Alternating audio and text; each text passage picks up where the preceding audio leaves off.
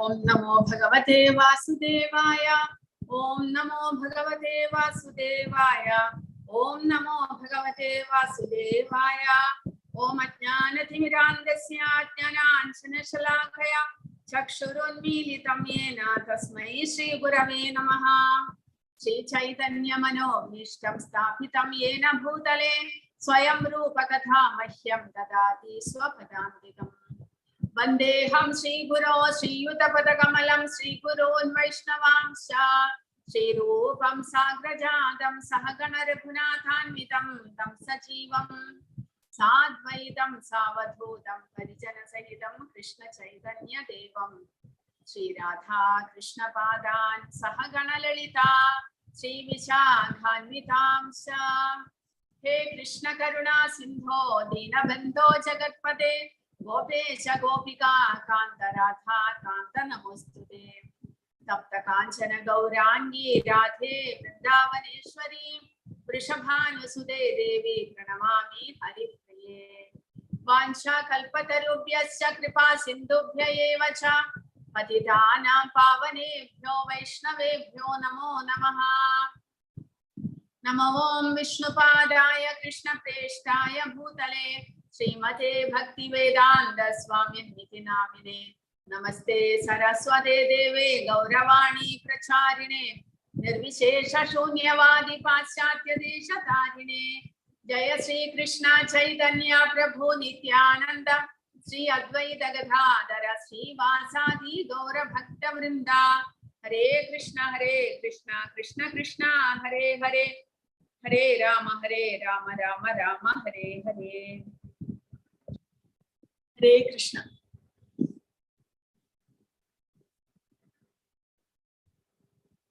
അധ്യായം 5 കൃഷ്ണാവബോധത്തിലുള്ള പ്രവർത്തനങ്ങൾ, അങ്ങനെയുള്ള കർമ്മയോഗം എന്ന് പറയുന്നു.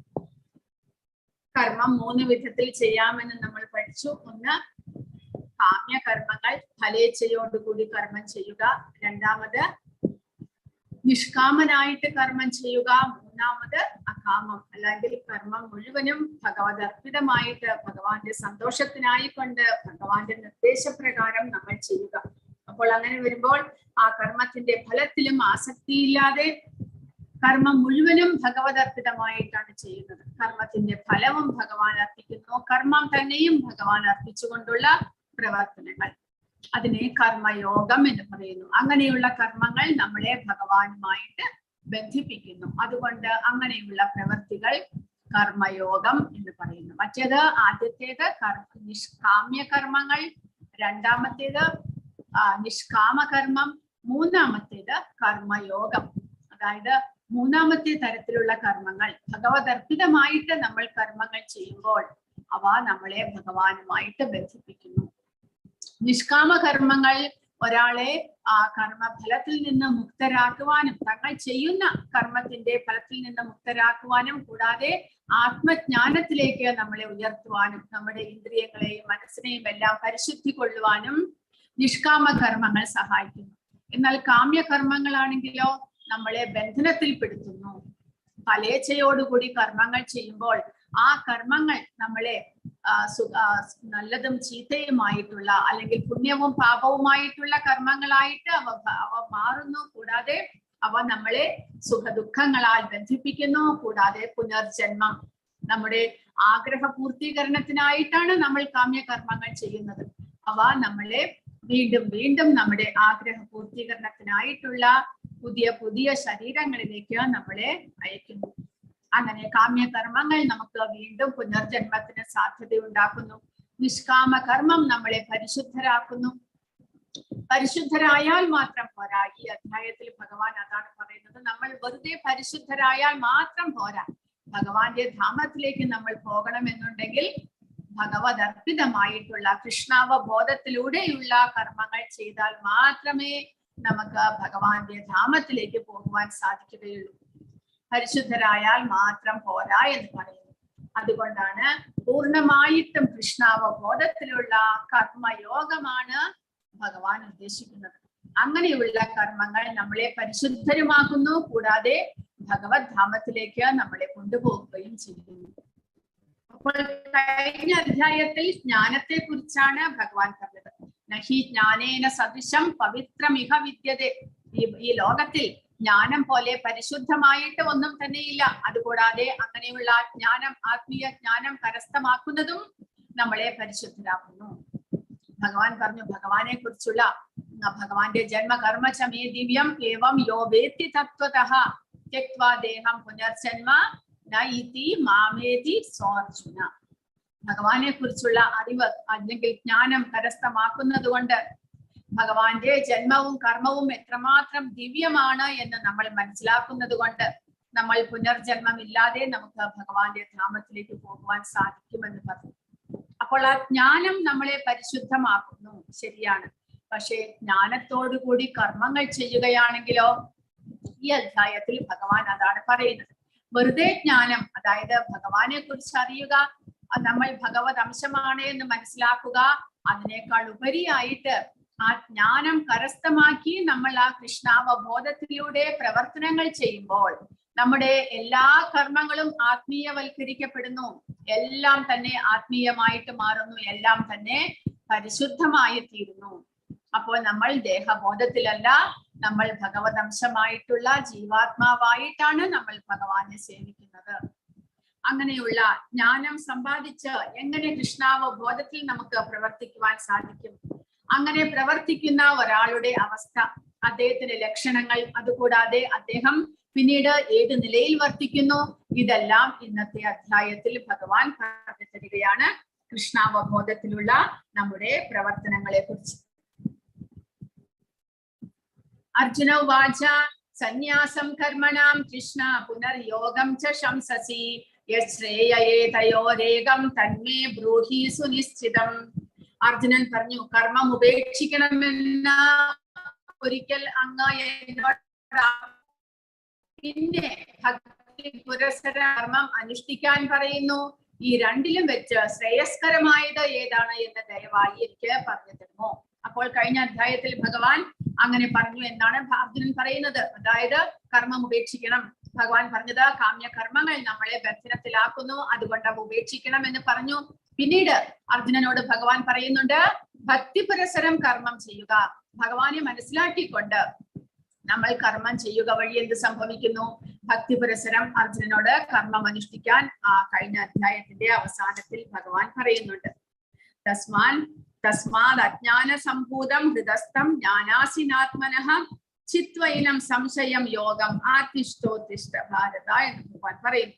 അജ്ഞാനത്താൽ മുഴുകിയിരിക്കുന്ന നിന്റെ ഹൃദയത്തെ ജ്ഞാനം കൊണ്ട് പരിശുദ്ധീകരിച്ച് ആ സംശയങ്ങളെല്ലാം നീക്കി കഴിഞ്ഞിട്ട് യോഗത്തിൽ അല്ലെങ്കിൽ ഭഗവാനുമായിട്ട് ബന്ധപ്പെട്ടുകൊണ്ടുള്ള കർമ്മത്തിലേക്ക് ഉയരണം എന്ന് ഭഗവാൻ പറയുകയുണ്ടായി. അങ്ങനെ അപ്പോൾ അർജുനന് സംശയമാകുന്നു. അതായത് ചില സമയത്ത് കർമ്മം ഉപേക്ഷിക്കണം എന്ന് പറയുന്നു, ചില സമയത്ത് ഭക്തി പുരസരം കർമ്മം അനുഷ്ഠിക്കാനും പറയുന്നു. ഇത് രണ്ടിലും വെച്ച് ശ്രേയസ്കരമായിട്ടുള്ളത് എന്താണ്?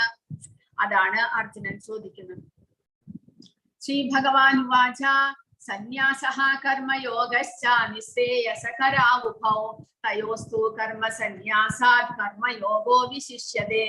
ഭഗവാൻ പറഞ്ഞു, കർമ്മ പരിത്യാഗവും ഭക്തിയുതമായ കർമ്മവും മുക്തിക്ക് നല്ലത് തന്നെ. എങ്കിലും ഭക്തിയുതമായ സേവന കർമ്മമാണ് കർമ്മത്യാഗത്തെക്കാൾ ഉത്തമം.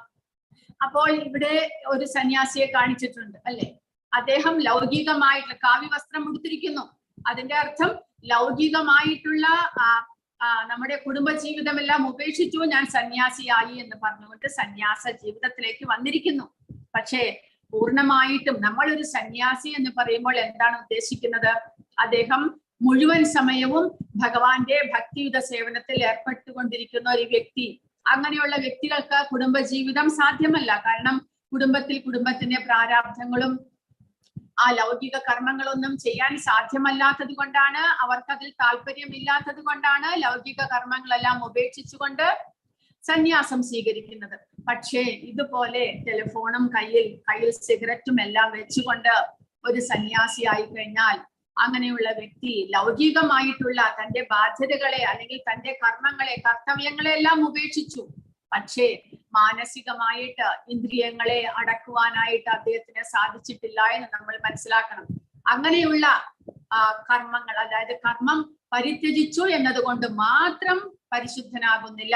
3-ാമത്തെ അധ്യായത്തിൽ ഭഗവാൻ പറഞ്ഞു, കർമ്മം ഉപേക്ഷിച്ചു എന്നതുകൊണ്ട് മാത്രം ഒരാൾ പരിശുദ്ധനാകണമെന്നില്ല, അല്ലെങ്കിൽ കർമ്മഫലം അയാളിൽ നിന്ന് പോകുന്നില്ല. പിന്നെയോ സന്യാസം സ്വീകരിച്ചു എന്നതുകൊണ്ട് മാത്രം ഒരാൾ പരിപൂർണനാകുന്നില്ല എന്നും ഭഗവാൻ പറഞ്ഞു.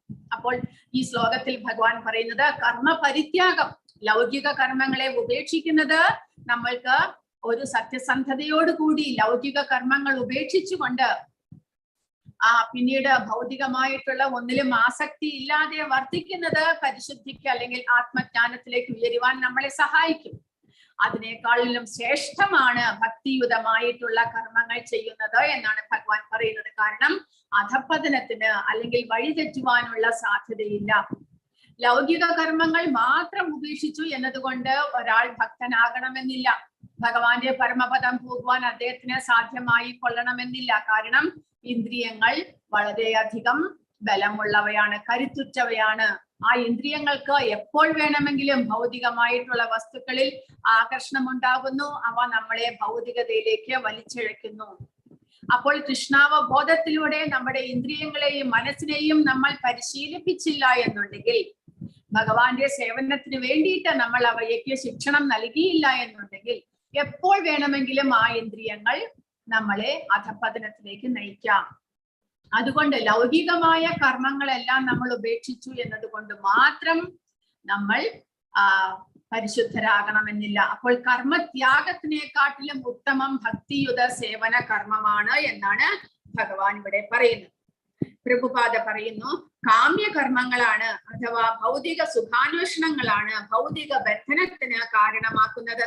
ശാരീരിക സുഖങ്ങളുടെ നിലവാരം ഉയർത്തൽ ലക്ഷ്യമാക്കിക്കൊണ്ടുള്ള പ്രവർത്തനങ്ങളിൽ മുഴുകിയിരിക്കുന്നിടത്തോളം കാലം ഒരാൾക്ക് വിവിധ തരം ശരീരങ്ങളിൽ ജന്മം എടുക്കേണ്ടി വരും. അപ്പോൾ അതുകൊണ്ടാണ് ഇന്ദ്രിയ തൃപ്തിക്കായി കൊണ്ടുള്ള പ്രവർത്തനം നല്ലതിനല്ല. തന്റെ യഥാർത്ഥ സ്ഥിതിയെ കുറിച്ച് അന്വേഷിക്കാത്ത ഒരു വ്യക്തിയുടെ ജീവിതം പരാജയമാണ് എന്ന് പറയുന്നത്. അങ്ങനെ മനസ്സ് അജ്ഞാനത്തിന്റെ സ്വാധീനതയിൽപ്പെട്ട കാമ്യകർമ്മങ്ങളിൽ മുഴുകിയിരുന്നാലും വാസുദേവന്റെ ഭക്തിയുത സേവനത്തിൽ ഒരാൾ പ്രേമം വളർത്തിയെടുക്കണം. എന്നാൽ മാത്രമേ ഇങ്ങനെയുള്ള ബന്ധനങ്ങളിൽ നിന്ന് ഭൗതികമായിട്ടുള്ള ആ ഒരു വൈരാഗ്യം വളർത്തിയെടുക്കുവാൻ നമുക്ക് സാധിക്കുകയുള്ളൂ. അതായത് നമ്മൾ ഭൗതിക പ്രപഞ്ചത്തിലാണെങ്കിലും നമ്മൾ ലൗകിക പ്രവർത്തനങ്ങളിൽ മുഴുകിയിരിക്കുകയാണെങ്കിലും ഭഗവാന്റെ സേവകൾ ചെയ്ത് ഭഗവാനോടുള്ള ഭക്തി വർദ്ധിപ്പിക്കുവാനായിട്ട് പരിശ്രമിക്കുക. കൃഷ്ണാവബോധത്തിലൂടെ ഭഗവാന്റെ നാമജപം ചെയ്യുകയും ഭഗവാനെ കുറിച്ച് കേൾക്കുകയും, അതായത് ശ്രവണം, കീർത്തനം, സ്മരണം മുതലായിട്ടുള്ള ഭഗവാന്റെ സേവനങ്ങൾ ചെയ്യുന്നത് വഴി നമ്മൾ ഏത് അവസ്ഥയിൽ നിൽക്കുകയാണെങ്കിലും, നമ്മൾ ഭൗതിക ജീവിതത്തിൽ നമ്മൾ കുടുംബ പ്രാരാബ്ധങ്ങളുടെ ഇടയിലാണെങ്കിൽ പോലും ക്രമേണ നമുക്ക് ഭൗതികതയോടുള്ള വൈരാഗ്യവും ഭഗവാനോടുള്ള ഭക്തിയും വർദ്ധിപ്പിച്ചെടുക്കുവാനായിട്ട് സാധിക്കും. അപ്പോൾ ജ്ഞാനം എന്നുള്ളത് നമ്മൾ ഭഗവത് അംശമായിട്ടുള്ള ജീവാത്മാവാണ് എന്നുള്ള ജ്ഞാനം മാത്രം പോരാ, പിന്നെയോ നമ്മൾ ആ കൃഷ്ണാവബോധത്തിലുള്ള കർമ്മങ്ങളും ചെയ്യണം എന്നാണ് ഇവിടെ പ്രഭുപാദ പറയുന്നത്. മോക്ഷപ്രാപ്തിക്ക് താൻ ശരീരമല്ല ആത്മാവ് ആണ് എന്നുള്ള അറിവ് മാത്രം പോരാ, ജീവാത്മാവാണ് താൻ എന്ന നിലയിൽ, ഭഗവാന്റെ അംശമാണ് എന്ന നിലയിൽ ഭഗവാനെ സേവിക്കുക കൂടെ വേണം. ഭഗവത് അംശമായിട്ടുള്ള നമ്മുടെ കർത്തവ്യം ആ പൂർണ്ണനായിട്ടുള്ള നമ്മുടെ നാഥനായിട്ടുള്ള ഭഗവാനെ സേവിക്കുക എന്നുള്ളതാണ്. അപ്പോൾ ശരീരത്തിന്റെ പ്രവർത്തനത്തിന് പോഷണത്തിനായിക്കൊണ്ട് നമ്മൾ അനേകം കർമ്മങ്ങൾ ചെയ്യുന്നുണ്ട്. പക്ഷേ ജീവാത്മാവിന്റെ, നമ്മുടെ ഈ ശരീരത്തിനുള്ളിൽ വസിക്കുന്ന ആത്മാവിന്റെ പോഷണത്തിന് അല്ലെങ്കിൽ ആത്മാവിന്റെ യഥാർത്ഥ സ്വരൂപത്തിലേക്ക് അതിനെ ഉയർത്തുവാനായിട്ട് നമ്മൾ എന്താണ് പ്രവർത്തനങ്ങൾ ചെയ്യുന്നത്? അതാണ് ഈ ശരീരം കൊണ്ട് കൃഷ്ണാവബോധത്തിൽ ആ ഭഗവാന്റെ സേവകൾ ചെയ്യുക. അപ്പോൾ അത് ശരീരത്തെയും പരിശുദ്ധമാക്കുന്നു, ജീവാത്മാവിനെയും പരിശുദ്ധമാക്കുന്നു. അങ്ങനെയുള്ള കൃഷ്ണാവബോധത്തിലുള്ള കർമ്മങ്ങളെ കുറിച്ച് ഈ അധ്യായത്തിൽ ഭഗവാൻ പറയുന്നു. കൃഷ്ണാവബോധത്തോടെയുള്ള കർമ്മം കാമ്യകർമ്മങ്ങളിൽ പെടുന്നില്ല. നമ്മൾ ലൗകിക ജീവിതത്തിലാണെങ്കിൽ കൂടെ, നമ്മുടെ കുടുംബത്തോടു കൂടി നമ്മൾ വസിക്കുകയാണെങ്കിൽ കൂടെ, നമ്മൾ നമ്മുടെ ശരീരം കൊണ്ട് ഭഗവാന്റെ സേവകൾ ചെയ്യുമ്പോൾ അവ കാമ്യകർമ്മങ്ങളാകുന്നില്ല.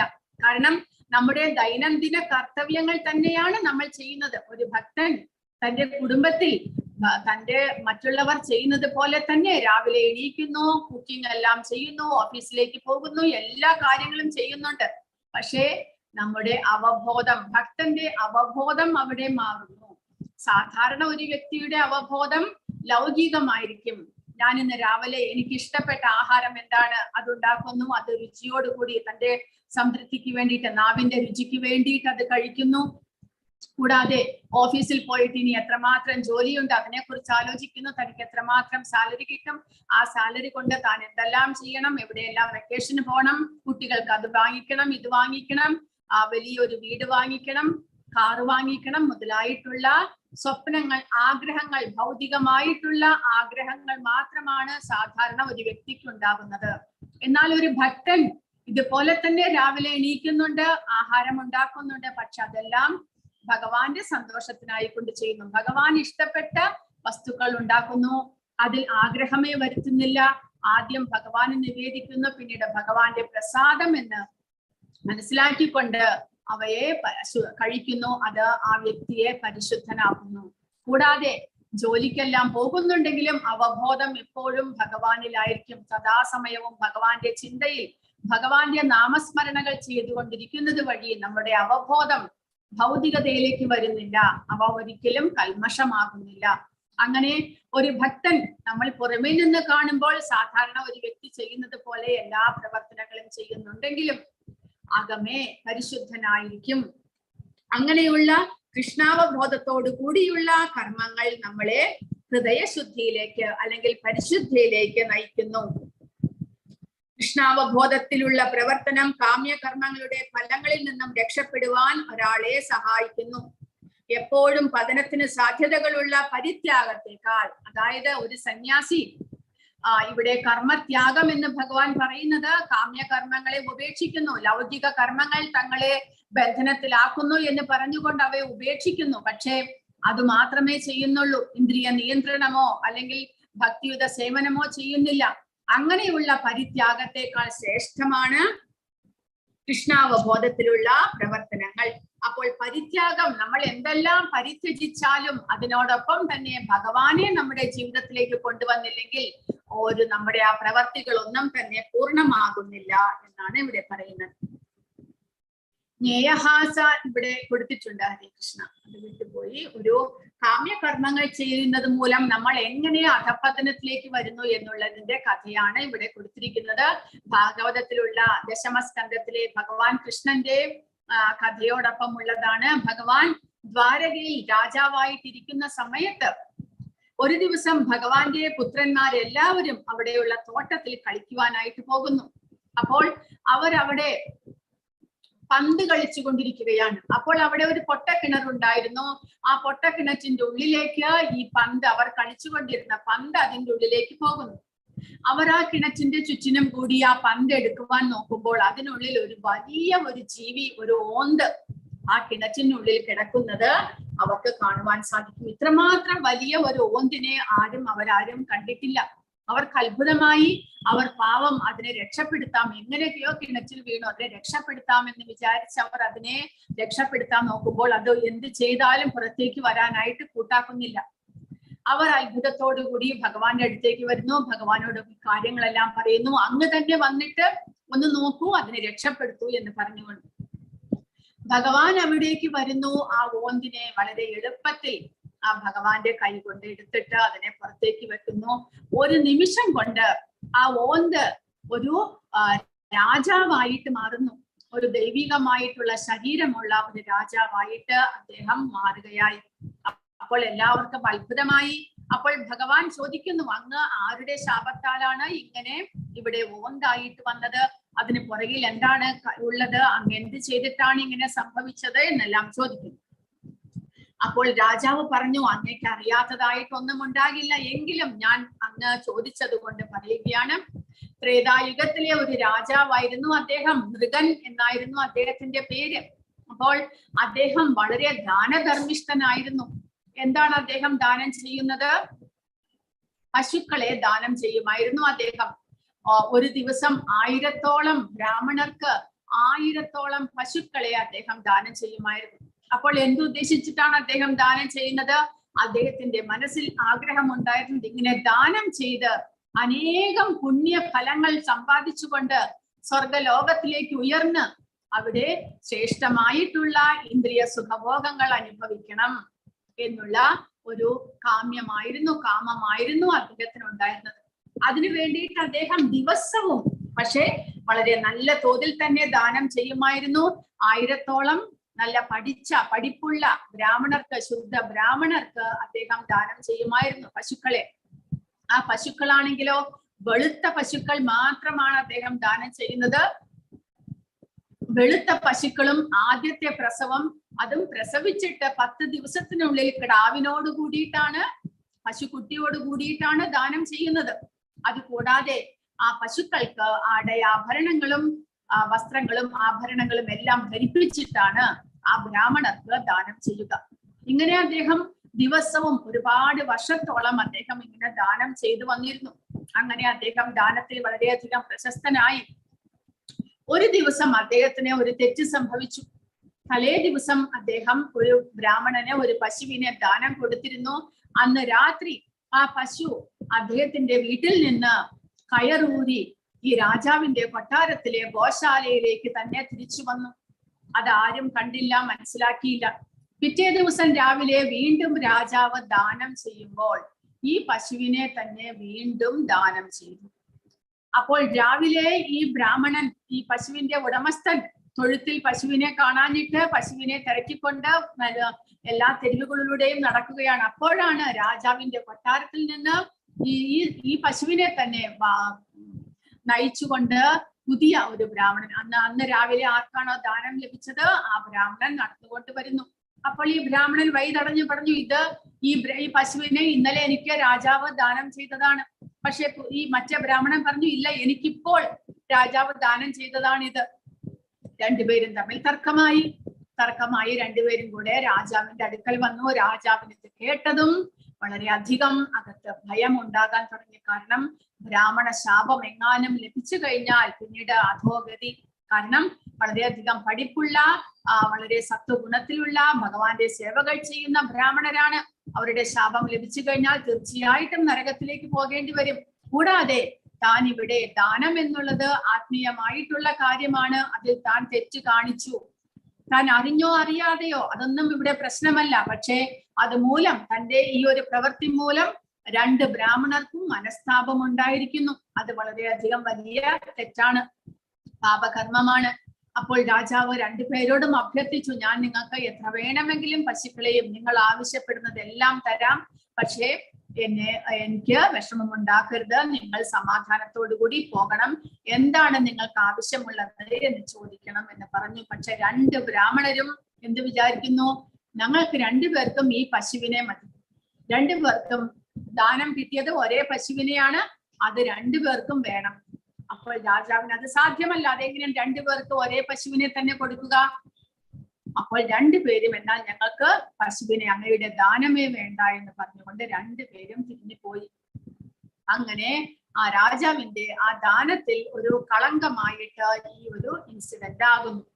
അങ്ങനെ കുറെ വർഷങ്ങൾക്ക് ശേഷം അദ്ദേഹം മരണപ്പെട്ടിട്ട് യമരാജാവിന്റെ അടുക്കിലേക്ക് പോകുന്നു. കാരണം പുണ്യപാപ കർമ്മങ്ങൾ ചെയ്ത, കാമ്യകർമ്മങ്ങൾ ചെയ്തുകൊണ്ട് ജീവിതം നയിക്കുന്ന ഒരാളെ യമരാജാവിന്റെ അടുക്കിലേക്ക് കൊണ്ടുപോകുന്നു. കാരണം അദ്ദേഹത്തിന്റെ ആ ക്രെഡിറ്റിൽ എത്രമാത്രം പുണ്യപാപ കർമ്മ ഫലങ്ങളുണ്ട്.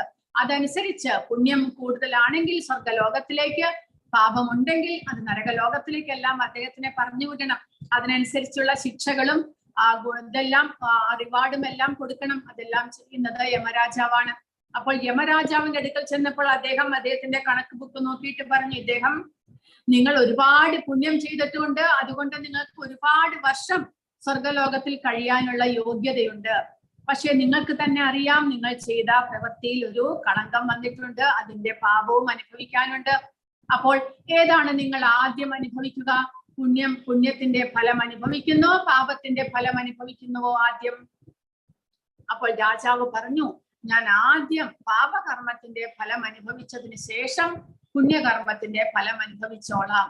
അദ്ദേഹം അത് പറയുന്നതും ആ യമരാജാവിന്റെ ലോകത്ത് നിന്ന് അദ്ദേഹം ഒരു ഓന്തായിട്ട് ഇവിടെ ഭഗവാന്റെ ആ ദ്വാരകയിലെ കൊട്ടാരത്തിലെ ഒരു കിണറ്റിൽ വന്ന് വീഴുകയുണ്ടായി. അപ്പോൾ മൃഗരാജാവ് പറയുകയാണ്, ഞാൻ ഇത്രമാത്രം ദാനങ്ങളും കാമ്യകർമ്മങ്ങളെല്ലാം ചെയ്തിരുന്നെങ്കിലും നമ്മുടെ കൊട്ടാരത്തിൽ ആചാര്യന്മാരെല്ലാവരും വന്ന് ഭഗവാനെ കുറിച്ചുള്ള കഥകളും അദ്ദേഹത്തിന്റെ ലീലകളും എല്ലാം വർണ്ണിക്കുമായിരുന്നു. അത് കേൾക്കുമ്പോൾ എന്റെ മനസ്സിൽ അങ്ങയെ ഭഗവാനെ നേരിട്ട് കാണണമെന്നുള്ള അതിയായിട്ടുള്ള ആഗ്രഹം എന്റെ ഉള്ളിലുണ്ടായിരുന്നു. അത് സത്യമായിട്ടുള്ള സത്യസന്ധതയോടുകൂടി ആത്മാർത്ഥതയോടെയുള്ള ഒരാഗ്രഹം അദ്ദേഹത്തിന്റെ മനസ്സിലുണ്ടായി. തനിക്ക് ഭഗവാനെ നേരിട്ട് കാണണം, അദ്ദേഹത്തിൽ നിന്ന് അനുഗ്രഹം വാങ്ങണം എന്നുള്ള ഒരു സത്യസന്ധമായിട്ടുള്ള ഒരു ആഗ്രഹം ആ മൃഗരാജാവിന്റെ മനസ്സിലുണ്ടായിരുന്നു. അതുകൊണ്ട് അദ്ദേഹം പറയുകയാണ്, എനിക്കിപ്പോൾ അങ്ങയെ ആ ഒരു കാരണത്താലാകും എനിക്ക് അങ്ങയെ നേരിട്ട് കാണുവാൻ സാധിച്ചു. എന്റെ മനസ്സിൽ ഇപ്പോൾ ആഗ്രഹങ്ങൾ ഒന്നും തന്നെയില്ല. എനിക്ക് അനുവദിച്ചിട്ടുള്ള പുണ്യകർമ്മങ്ങൾ അനുഭവിച്ചാലും ഞാൻ അങ്ങയുടെ സേവകൾ ചെയ്ത് അങ്ങയുടെ ധാമത്തിലേക്ക് പോകുവാനായിട്ട് ആഗ്രഹിക്കുന്നു എന്ന് പറഞ്ഞു. ആ ഭഗവാനെ പ്രദക്ഷിണം വെച്ചുകൊണ്ട് അദ്ദേഹം അപ്പോൾ അദ്ദേഹത്തിനെ കൊണ്ടുപോകാനുള്ള സ്വർഗത്തിൽ നിന്നുള്ള വിമാനം വന്നു. അദ്ദേഹം അതിൽ കയറി യാത്രയായി. അപ്പോൾ കാമ്യകർമ്മങ്ങൾ നമ്മൾ എത്രമാത്രം പരിശുദ്ധയോടെയും ശ്രദ്ധയോടുകൂടിയും എല്ലാം ചെയ്താലും എന്തെങ്കിലും ഒരു തെറ്റ് വന്നു കഴിഞ്ഞാൽ ആ പുണ്യകർമ്മത്തിൽ ജ്ഞാനം, യജ്ഞം, ദാനം, തപസ് മുതലായവയെല്ലാം പുണ്യകർമ്മങ്ങളാണ്. അവയെല്ലാം നമ്മൾ എന്തെങ്കിലും ഒരു ആഗ്രഹ പൂർത്തീകരണത്തിനായിക്കൊണ്ട് നമ്മൾ ചെയ്യുമ്പോൾ അവയിൽ എന്തെങ്കിലും തെറ്റ് വന്നു കഴിഞ്ഞാൽ അതിന്റെ ഫലം അനുഭവിക്കാൻ വേണ്ടിയിട്ടും നമ്മൾ പിന്നീട് അനുഭവിക്കേണ്ടി വരും. അഥവാ അത് പുണ്യകർമ്മങ്ങളായിട്ട് തന്നെ അവശേഷിച്ചാലും ആ പുണ്യകർമ്മം തീരുന്നത് വരെ മാത്രമേ നമുക്ക് സ്വർഗലോകത്തിലേക്ക് പ്രവേശനമുള്ളൂ. അവിടെ വെച്ച് ആ പുണ്യകർമ്മത്തിന്റെ ഫലം തീർന്നു കഴിഞ്ഞാൽ തിരിച്ച് ഭൂമിയിലേക്ക് വരേണ്ടി വരും. ക്ഷീണേ പുണ്യേ മർത്യലോകം വിശന്തി. ആ പുണ്യകർമ്മത്തിന്റെ ഫലം കഴിയുമ്പോൾ തിരിച്ചു വരേണ്ടി വരും. അപ്പോൾ എന്തായാലും തിരിച്ചു വരവ് സാധ്യതയുള്ള, അതായത് നമ്മളെ ഈ ഭൗതികതയിൽ നിന്നും മോചിപ്പിക്കാത്ത ഒരു കർമ്മമാണ് കാമ്യകർമ്മങ്ങൾ. നമ്മുടെ ആഗ്രഹ പൂർത്തീകരണത്തിനായിക്കൊണ്ട് നമ്മൾ കർമ്മങ്ങൾ ചെയ്യുമ്പോൾ അതിന്റെ ഫലം സുഖവും ദുഃഖവുമായിട്ട് നമ്മൾ വീണ്ടും വീണ്ടും അനുഭവിച്ചു കൊണ്ടേയിരിക്കണം. ഇതാണ് ഇവിടെ പറയുന്നത്. ആ കാമ്യകർമ്മങ്ങൾ ചിലർ അത് നമ്മളെ ബന്ധനത്തിലാക്കുന്നു എന്ന് മനസ്സിലാക്കിക്കൊണ്ട് അവയെ ത്യജിക്കുന്നു, അവയെ ഉപേക്ഷിക്കുന്നു. പക്ഷെ അത് മാത്രം പോരാ നമുക്ക് പരിശുദ്ധരാകുവാനും ഭഗവാന്റെ പരമപദം പോകുവാനും. പിന്നെയോ അതിനോടൊപ്പം ഭഗവാന്റെ സേവകളും കൂടി ചെയ്യേണ്ടതാണ് എന്നാണ് ഭഗവാൻ പറയുന്നത്. ആ കാമ്യകർമ്മങ്ങളെ ഉപേക്ഷിക്കുന്നതിനേക്കാൾ ശ്രേഷ്ഠമായിട്ടുള്ളത് ഭക്തിയുത സേവനമാണ്. അവ നമ്മൾ ശ്രമിക്കാതെ തന്നെ നമ്മളെ ഭൗതികതയിൽ വൈരാഗ്യവും അതുകൂടാതെ ആത്മജ്ഞാനവും നമുക്കുണ്ടാക്കും. ഈ ഭക്തിയുടെ രണ്ട് പ്രൊഡക്റ്റാണ്.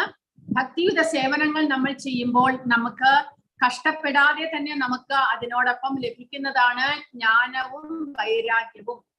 ഭഗവാന്റെ സേവകൾ ചെയ്ത് നമ്മൾ പരിശുദ്ധരാകുന്നതോടുകൂടി ഈ ആധ്യാത്മികമായിട്ടുള്ള ജ്ഞാനം നമ്മിൽ സ്വയമേവ പ്രകാശിതമാകുന്നു.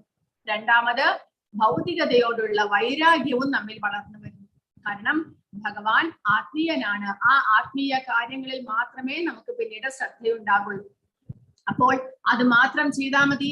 നമ്മൾ ഇതിനെ ബലം പ്രയോഗിച്ച് ലൗകിക കാര്യങ്ങളിൽ വൈരാഗ്യം ഒന്നും വളർത്തിയെടുക്കേണ്ട കാര്യമില്ല. നമ്മൾ ഭഗവാന്റെ സേവകൾ ചെയ്യുന്നതോടുകൂടി തന്നെ നമ്മിൽ വിരക്തി അല്ലെങ്കിൽ വൈരാഗ്യം നമ്മിൽ വളർന്നു വരുന്നു. ജ്ഞേയഃ സ നിത്യ സന്യാസി യോന ദ്വേഷ്ടീന കാംക്ഷതി നിർഗന്ധോ ഹിമഃ അബാഹോ സുഖം ബന്ധാത് പ്രമുച്യതേ. കർമ്മഫലങ്ങൾ ആഗ്രഹിക്കുകയോ വെറുക്കുകയോ ചെയ്യാത്ത ആളാണ് നിത്യസന്യാസി.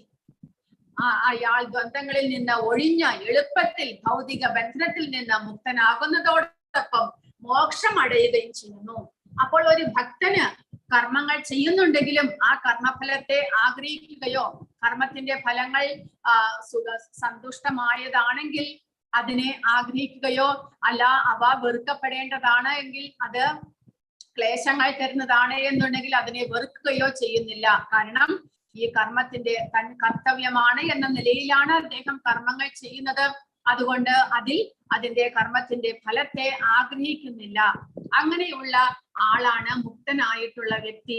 അദ്ദേഹം വളരെ എളുപ്പത്തിൽ തന്നെ മുക്തനാകുവാൻ അദ്ദേഹത്തിന് സാധിക്കുന്നു എന്നാണ് ഭഗവാൻ പറയുന്നത്. അതായത് തന്റെ കർമ്മഫലങ്ങളിൽ ഇച്ഛയോ വെറുപ്പോ ഇല്ലാത്തത് കൊണ്ട് എന്നും ത്യാഗിയായിരിക്കും.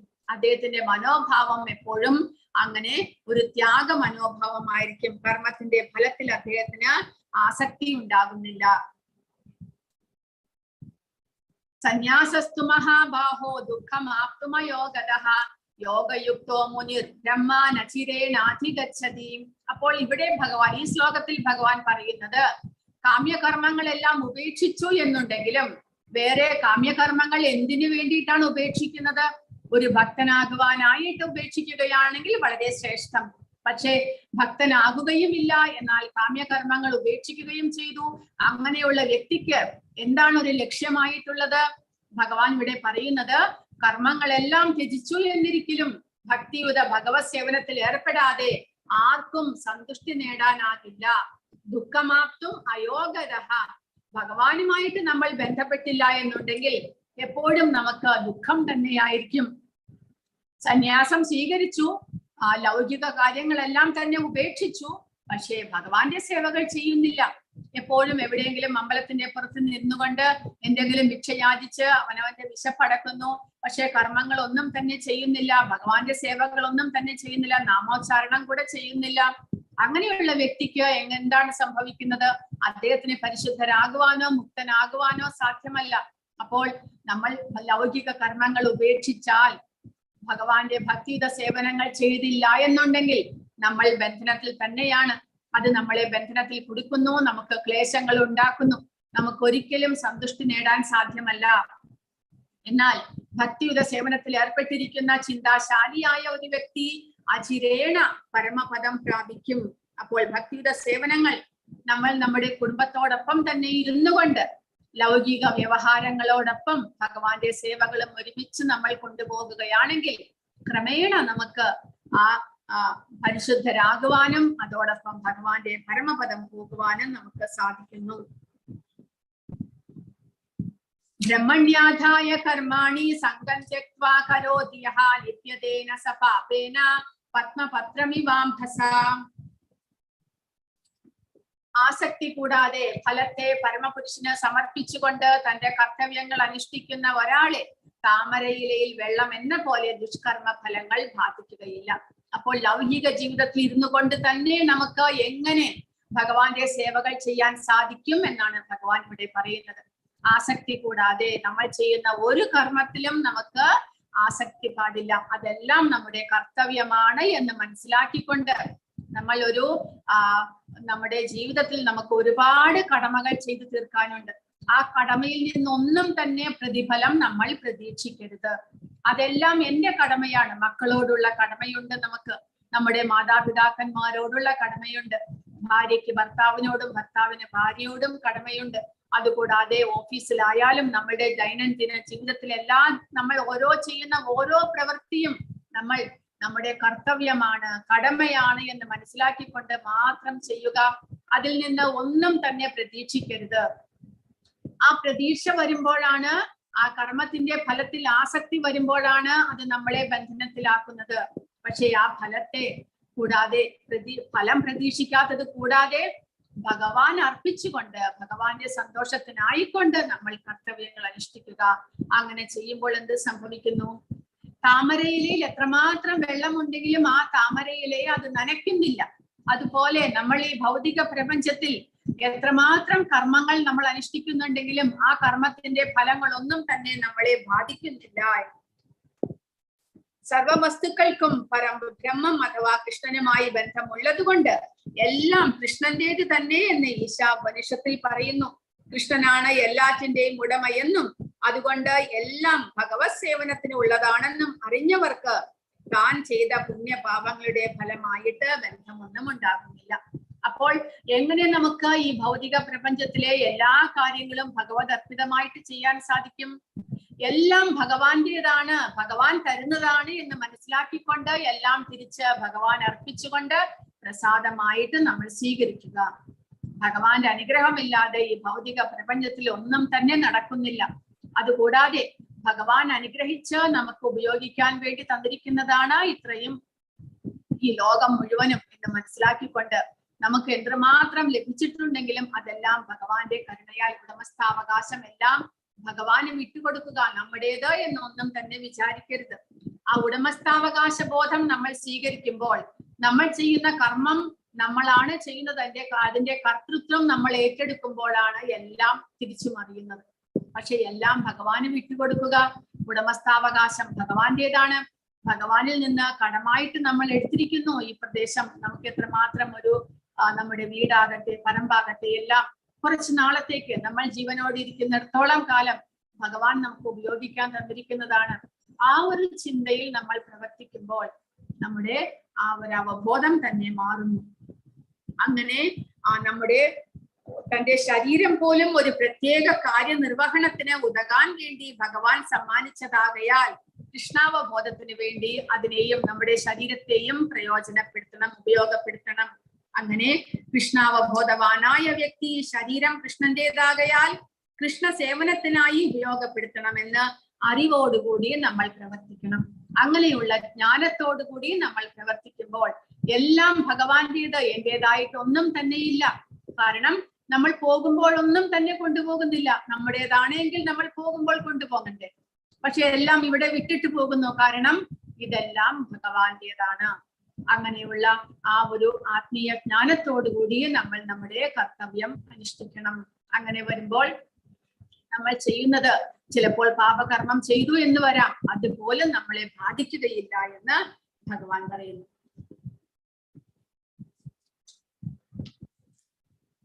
യുക്തകർമ്മ ഫലം ത്യക്ത്വാ ശാന്തി മാപ്നോതി നൈഷ്ഠികീം അയുക്തഃ കാമകാരേണ ഫലേ സക്തോ നിബധ്യതേ. സ്ഥിരചിത്തനായ ഒരു ഭക്തൻ കർമ്മഫലങ്ങൾ എല്ലാം എനിക്ക് അർപ്പിക്കുന്നത് കൊണ്ട് സമ്പൂർണ്ണ സമാധാനം നേടുന്നു. എന്നാൽ ഈശ്വരനിൽ നിന്ന് വേർപെട്ട് നിൽക്കുന്നവൻ തന്റെ കർമ്മഫലങ്ങളിൽ അത്യാഗ്രഹിയാകയാൽ അതിൽപ്പെട്ട് വലയുന്നു.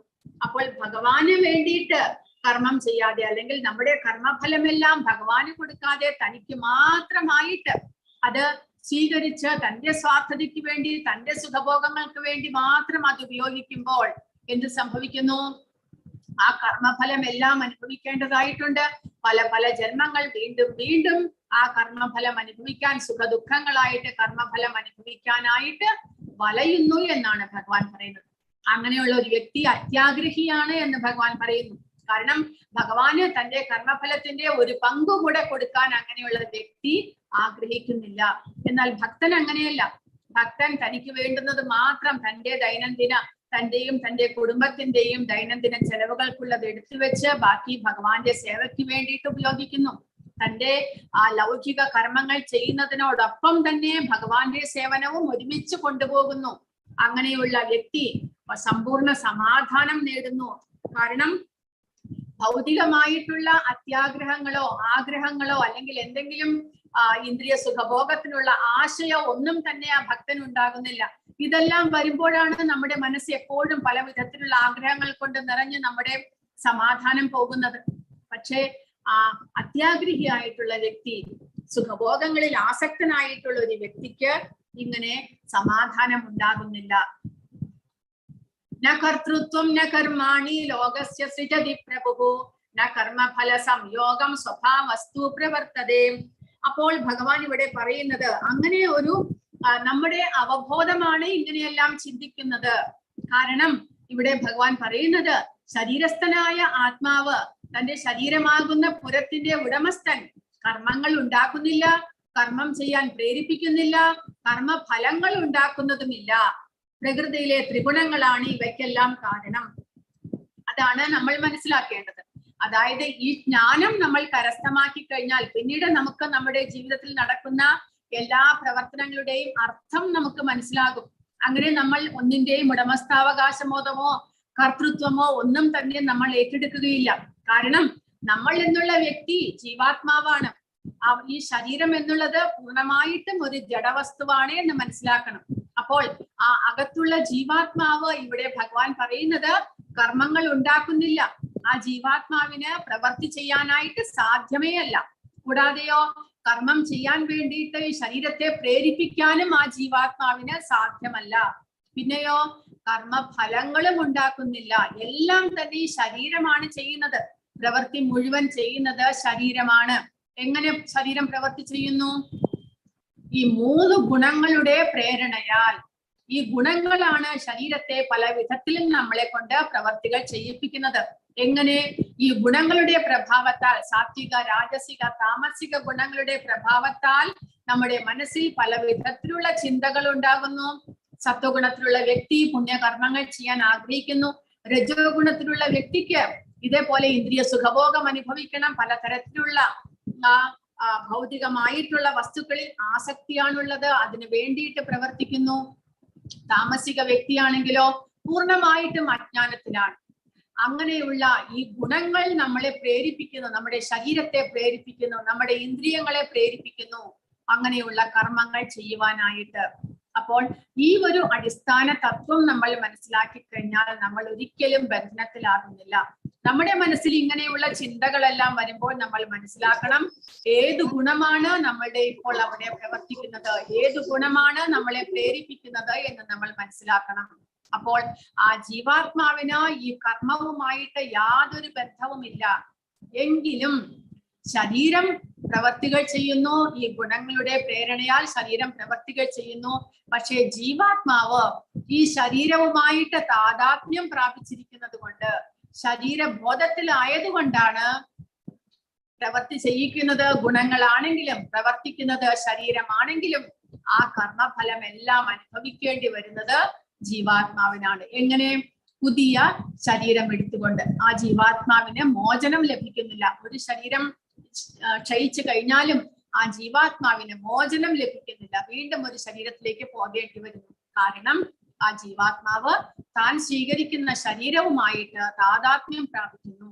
അപ്പോൾ ആത്മാവ് കർമ്മം ചെയ്യുന്നില്ല, കർമ്മം ചെയ്യാൻ പ്രേരിപ്പിക്കുന്നില്ല, കർമ്മഫലം ഉണ്ടാക്കുന്നുമില്ല. പക്ഷെ എങ്കിലും ആ ദേഹബോധത്തിലായിരിക്കുന്നത് കൊണ്ട് ആ കർമ്മഫലത്തിൽ നിന്നുള്ള മോചനം ഉണ്ടാകുന്നില്ല. കർമ്മഫലം അനുഭവിക്കാനായിട്ട് വീണ്ടും വീണ്ടും പുതിയ ശരീരം സ്വീകരിക്കേണ്ടതായിട്ട് വരുന്നു. അപ്പോൾ ഈ സത്യം മനസ്സിലാക്കിക്കൊണ്ട് നമ്മൾ ആ ആത്മാവിന്റെ മോചനത്തിനായിക്കൊണ്ട് നമ്മൾ പ്രവർത്തിക്കണം. എങ്ങനെ പ്രവർത്തിക്കണം? കർമ്മഫലം അല്ലെങ്കിൽ പ്രവർത്തികളെല്ലാം തന്നെ കർത്തവ്യമായിട്ട് അനുഷ്ഠിച്ചുകൊണ്ട്, ഭഗവാന്റെ സേവകൾ ചെയ്തുകൊണ്ട് ആ ജീവാത്മാവിനെ മോചിപ്പിക്കുവാൻ വേണ്ടിയിട്ട് പ്രവർത്തിക്കുക.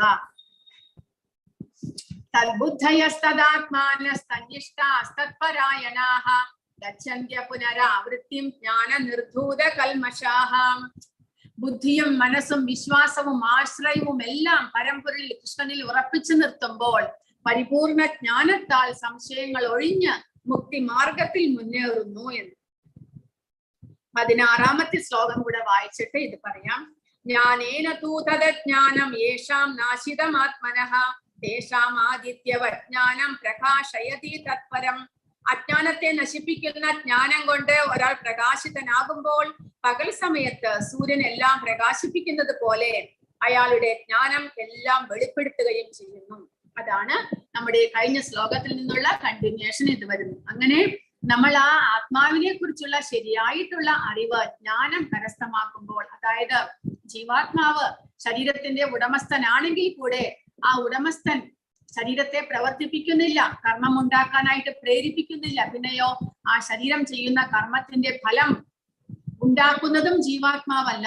പക്ഷെ എങ്കിലും ജീവാത്മാവ് മോചിതനാകുന്നില്ല, ബന്ധനത്തിനായി തന്നെ തുടരുന്നു, അടുത്ത ശരീരത്തിലേക്ക് പോകേണ്ടി വരുന്നു. കാരണം ദേഹബോധം, അതായത് അജ്ഞാനം, താൻ ഈ ശരീരമാണ് എന്നുള്ള അജ്ഞാനത്തിൽ ആണ്ട് കിടക്കുന്നത് കൊണ്ടാണ് ജീവാത്മാവിന് ഇങ്ങനെയുള്ള ഒരവസ്ഥ ഉണ്ടാകുന്നത്. അതുകൊണ്ട് ഭഗവാൻ പറയുന്നു, അജ്ഞാനത്തെ നശിപ്പിക്കുന്ന ജ്ഞാനം കൊണ്ട്. ജ്ഞാനം എങ്ങനെ ലഭിക്കുന്നു? കഴിഞ്ഞ അധ്യായത്തിൽ ഭഗവാൻ പറഞ്ഞു, തദ്വിദ്ധി പ്രണിപാതേന പരിപ്രശ്നേന സേവയ ഉപദേക്ഷ്യന്തി തേ ജ്ഞാനം ജ്ഞാനിനഃ തത്വദർശിനഃ. ഒരാചാര്യരിൽ നിന്ന്, ഒരു ഭഗവാന്റെ ഭക്തനിൽ നിന്ന് ഉപദേശങ്ങൾ സ്വീകരിച്ച് നമ്മൾ ആ ജ്ഞാനം വളർത്തിയെടുക്കുവാൻ, നമ്മുടെ ഇന്ദ്രിയങ്ങളെ പരിശുദ്ധീകരിക്കുന്ന ആ സാധനാ ഭക്തികളെല്ലാം ചെയ്തുകൊണ്ട്, അതായത് ആ കൃഷ്ണാവബോധത്തിലുള്ള പ്രവർത്തനങ്ങൾ ചെയ്യുന്നത് വഴി നമ്മുടെ ഉള്ളിൽ ഈ ജ്ഞാനം പ്രകാശിതമാകുന്നു. ആ ജ്ഞാനം നമുക്ക് മനസ്സിലാകുന്നു. ഭഗവത്ഗീത വായിക്കുമ്പോൾ നമുക്ക് പൂർണ്ണമായിട്ടും അതിന്റെ അർത്ഥം മനസ്സിലാകുന്നു. അങ്ങനെ എന്തുകൊണ്ടാണ് താൻ ബന്ധനത്തിലാക്കപ്പെടുന്നത്? അതിന്റെ കാരണം ഈ 3 ഗുണങ്ങളാണ്. 3 ഗുണങ്ങൾ നമ്മളെ കർമ്മം ചെയ്യാൻ പ്രേരിപ്പിക്കുകയാണ്, നമ്മളെ നിർബന്ധിക്കുന്നു ഈ 3 ഗുണങ്ങൾ കർമ്മം ചെയ്യുവാൻ. അങ്ങനെയുള്ള ആ ഒരു അവസ്ഥയിലേക്ക് ആ ജ്ഞാനം നമുക്ക് ലഭിക്കുമ്പോൾ പകൽ സമയത്ത് സൂര്യൻ എല്ലാം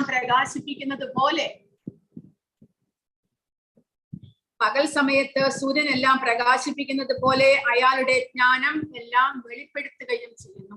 അങ്ങനെ ആ ഒരു അറിവ് നമ്മുടെ ഉള്ളിൽ പ്രകാശിതമാകുന്നു. അജ്ഞാനം നീങ്ങി, അതായത് താൻ ദേഹമാണ് എന്നുള്ള അജ്ഞാനം നീങ്ങി, താൻ ഭഗവത് അംശമായിട്ടുള്ള ആത്മാവാണ് എന്നുള്ള അറിവ് നമ്മുടെ ഉള്ളിൽ വളരുന്നു. അങ്ങനെയുള്ള സമയത്ത് ഇവിടെ പറയുന്നു, ബുദ്ധിയും മനസ്സും വിശ്വാസവും ആശ്രയവും എല്ലാം പരമ്പൊരുളിൽ ഉറപ്പിച്ചു നിർത്തുമ്പോൾ പരിപൂർണ ജ്ഞാനത്താൽ സംശയങ്ങൾ ഒഴിഞ്ഞ് മുക്തി മാർഗത്തിൽ മുന്നേറുന്നു. അതിനു വേണ്ടിയിട്ട്, ആ ജ്ഞാനം ലഭിക്കുവാൻ വേണ്ടിയിട്ട് നമ്മൾ ഭഗവാൻ കൃഷ്ണന് വേണ്ടിയിട്ടുള്ള സേവകൾ ചെയ്യുക. ബുദ്ധി, മനസ്സ്, വിശ്വാസം, ആശ്രയം ഇതെല്ലാം തന്നെ ഭഗവാൻ അർപ്പിക്കണം. ബുദ്ധിയും മനസ്സും ഉപയോഗിച്ച് ഭഗവാന്റെ സേവകൾ ചെയ്യുവാനായിട്ട് നമ്മൾ പരിശ്രമിക്കണം. അതിനു വേണ്ടിയിട്ട് ഭഗവാനിൽ പൂർണ്ണമായിട്ടുള്ള വിശ്വാസം ഉണ്ടാകണം. ആ കൃഷ്ണനിൽ വിശ്വാസം ഉണ്ടാകുമ്പോൾ മാത്രമേ ഭഗവാനെ സേവിക്കാനായിട്ട് നമുക്ക് തോന്നുകയുള്ളൂ. ഭഗവാനാണ് എല്ലാത്തിനും അടിസ്ഥാനം, ആശ്രയം എന്ന് മനസ്സിലാക്കിക്കൊണ്ട് അദ്ദേഹത്തെ സേവിക്കുന്നതാണ് എന്റെ ധർമ്മം എന്ന് മനസ്സിലാക്കിക്കൊണ്ട് നമ്മൾ ഭഗവാന്റെ സേവകൾ ചെയ്യുക. അങ്ങനെ പൂർണ്ണമായിട്ടും ഭഗവാന്റെ ആശ്രയത്തിൽ, ഭഗവാന്റെ സംരക്ഷണത്തിൽ ഇരിക്കുവാനായിട്ട് നമ്മൾ ശ്രമിക്കുക. അങ്ങനെ നമ്മൾ പരിശുദ്ധരാകുവാനായിട്ട് നമുക്ക് സാധിക്കുന്ന ആ കൃഷ്ണാവബോധത്തിലുള്ള കർമ്മങ്ങൾ പൂർണ്ണമായിട്ടും ആധ്യാത്മികമാണ്. അവ ഒരിക്കലും ഭൗതികമാകുന്നില്ല. കാരണം ഭഗവാൻ ആധ്യാത്മികനായതുകൊണ്ട് നമ്മൾ ഇപ്പോൾ ഭൗതിക ശരീരം സ്വീകരിച്ചിട്ടുണ്ടെങ്കിലും ഭഗവാൻ ആധ്യാത്മികനായതുകൊണ്ട് നമ്മൾ ഭഗവാന് വേണ്ടി ചെയ്യുന്ന സേവകളെല്ലാം തന്നെ ആധ്യാത്മികമാകുന്നു. അതുകൊണ്ടാണ് ഭഗവാന്റെ സേവകൾ ചെയ്യുമ്പോൾ നമ്മൾ പരിശുദ്ധരാകുന്നത്. അപ്പോൾ ഭഗവാന്റെ നാമം ജപിക്കുമ്പോൾ നമ്മൾ അതുവഴി പരിശുദ്ധരാകുന്നതിന്റെ കാരണം ഭഗവാന്റെ നാമം ഭഗവാനെ പോലെ തന്നെ പരിശുദ്ധമായതുകൊണ്ട്, പവിത്രമായതുകൊണ്ട്, ആധ്യാത്മികമായതുകൊണ്ട് ആ ഭഗവാന്റെ നാമത്തിന് നമ്മളെ പരിശുദ്ധീകരിക്കുവാനുള്ള ശക്തിയുണ്ട്. അതുപോലെ തന്നെയാണ് ഭഗവാനെ കുറിച്ച് കേൾക്കുന്നതും ഭഗവാന്റെ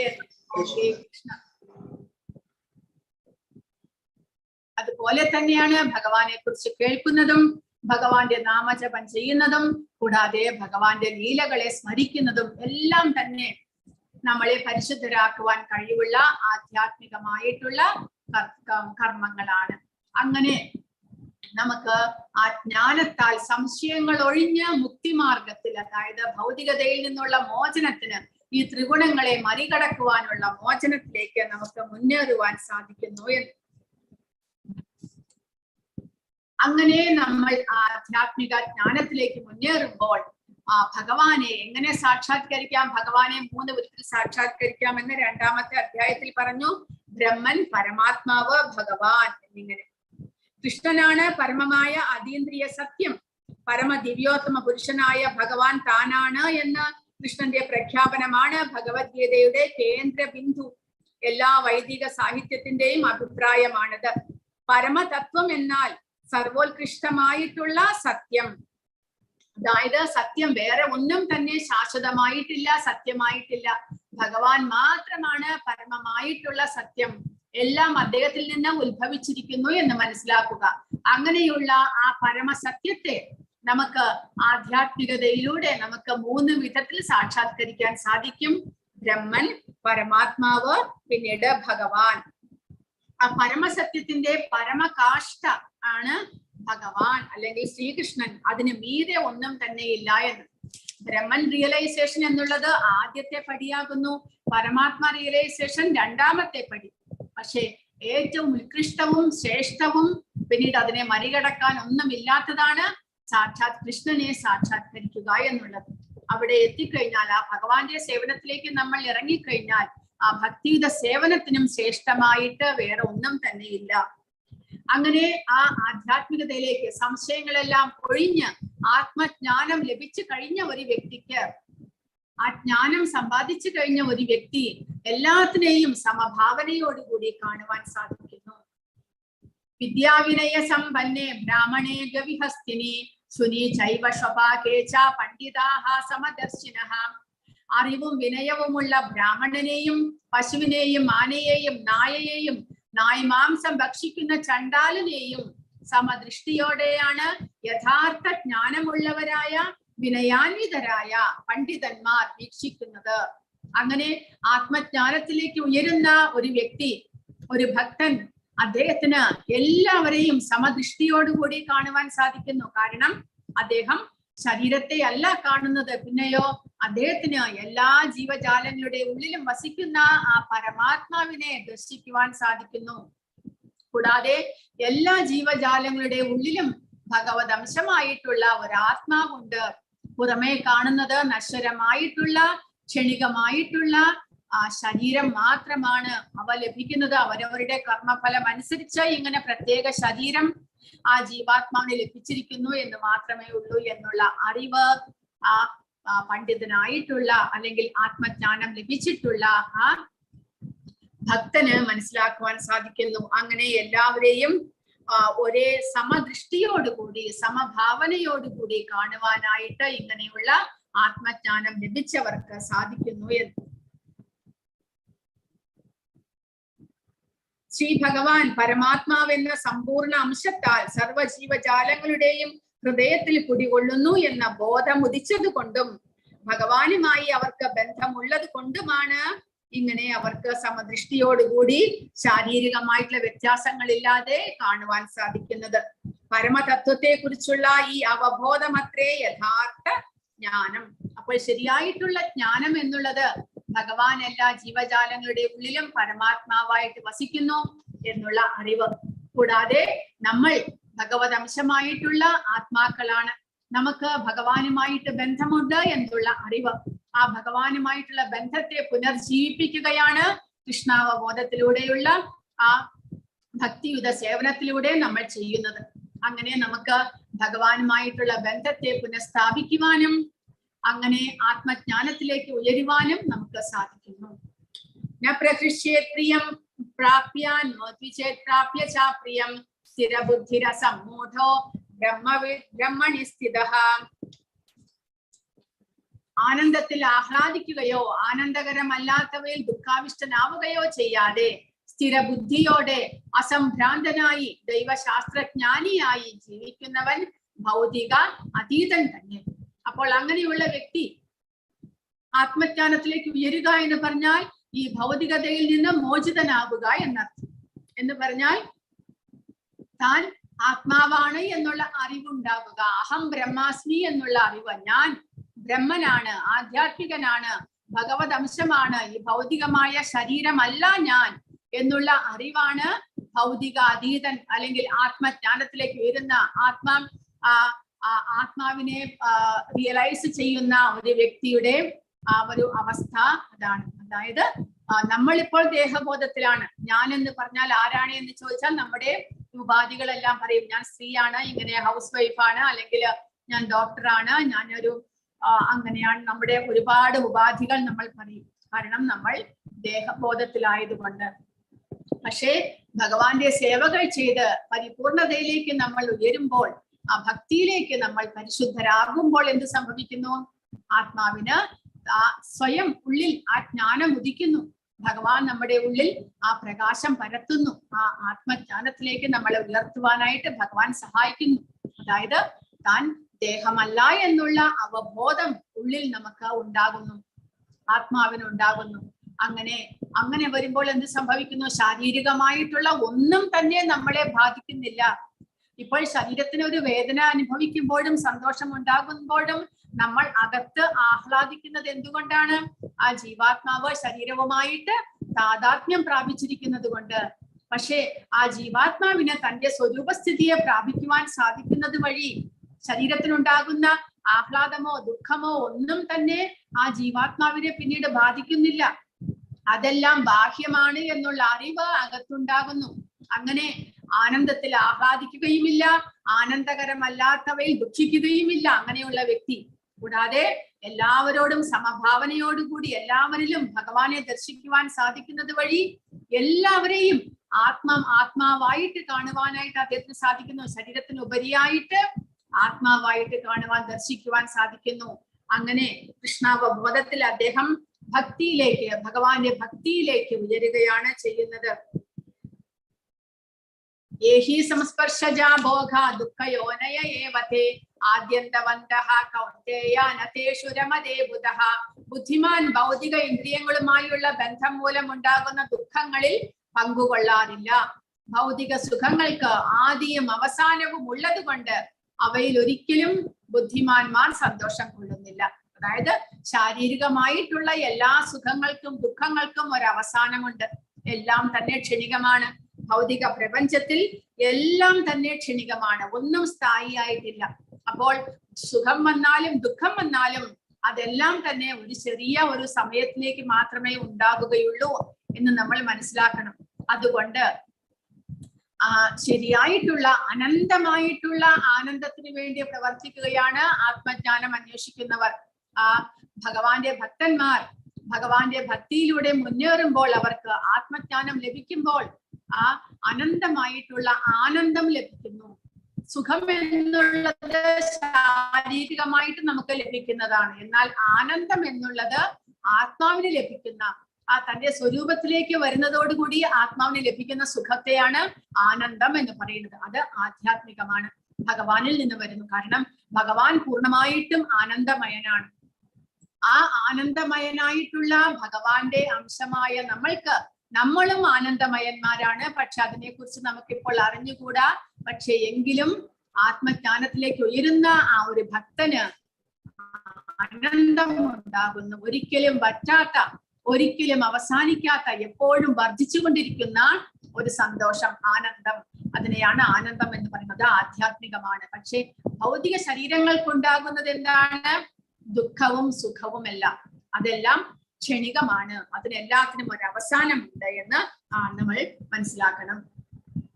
ലബന്ധേ ബ്രഹ്മ നിർവാണ ഋഷയഃ ക്ഷീണ കൽമഷാഃ ഛിന്നദ്വൈതായഥാത്മാനഃ സർവഭൂതഹിതേ രതാഃ.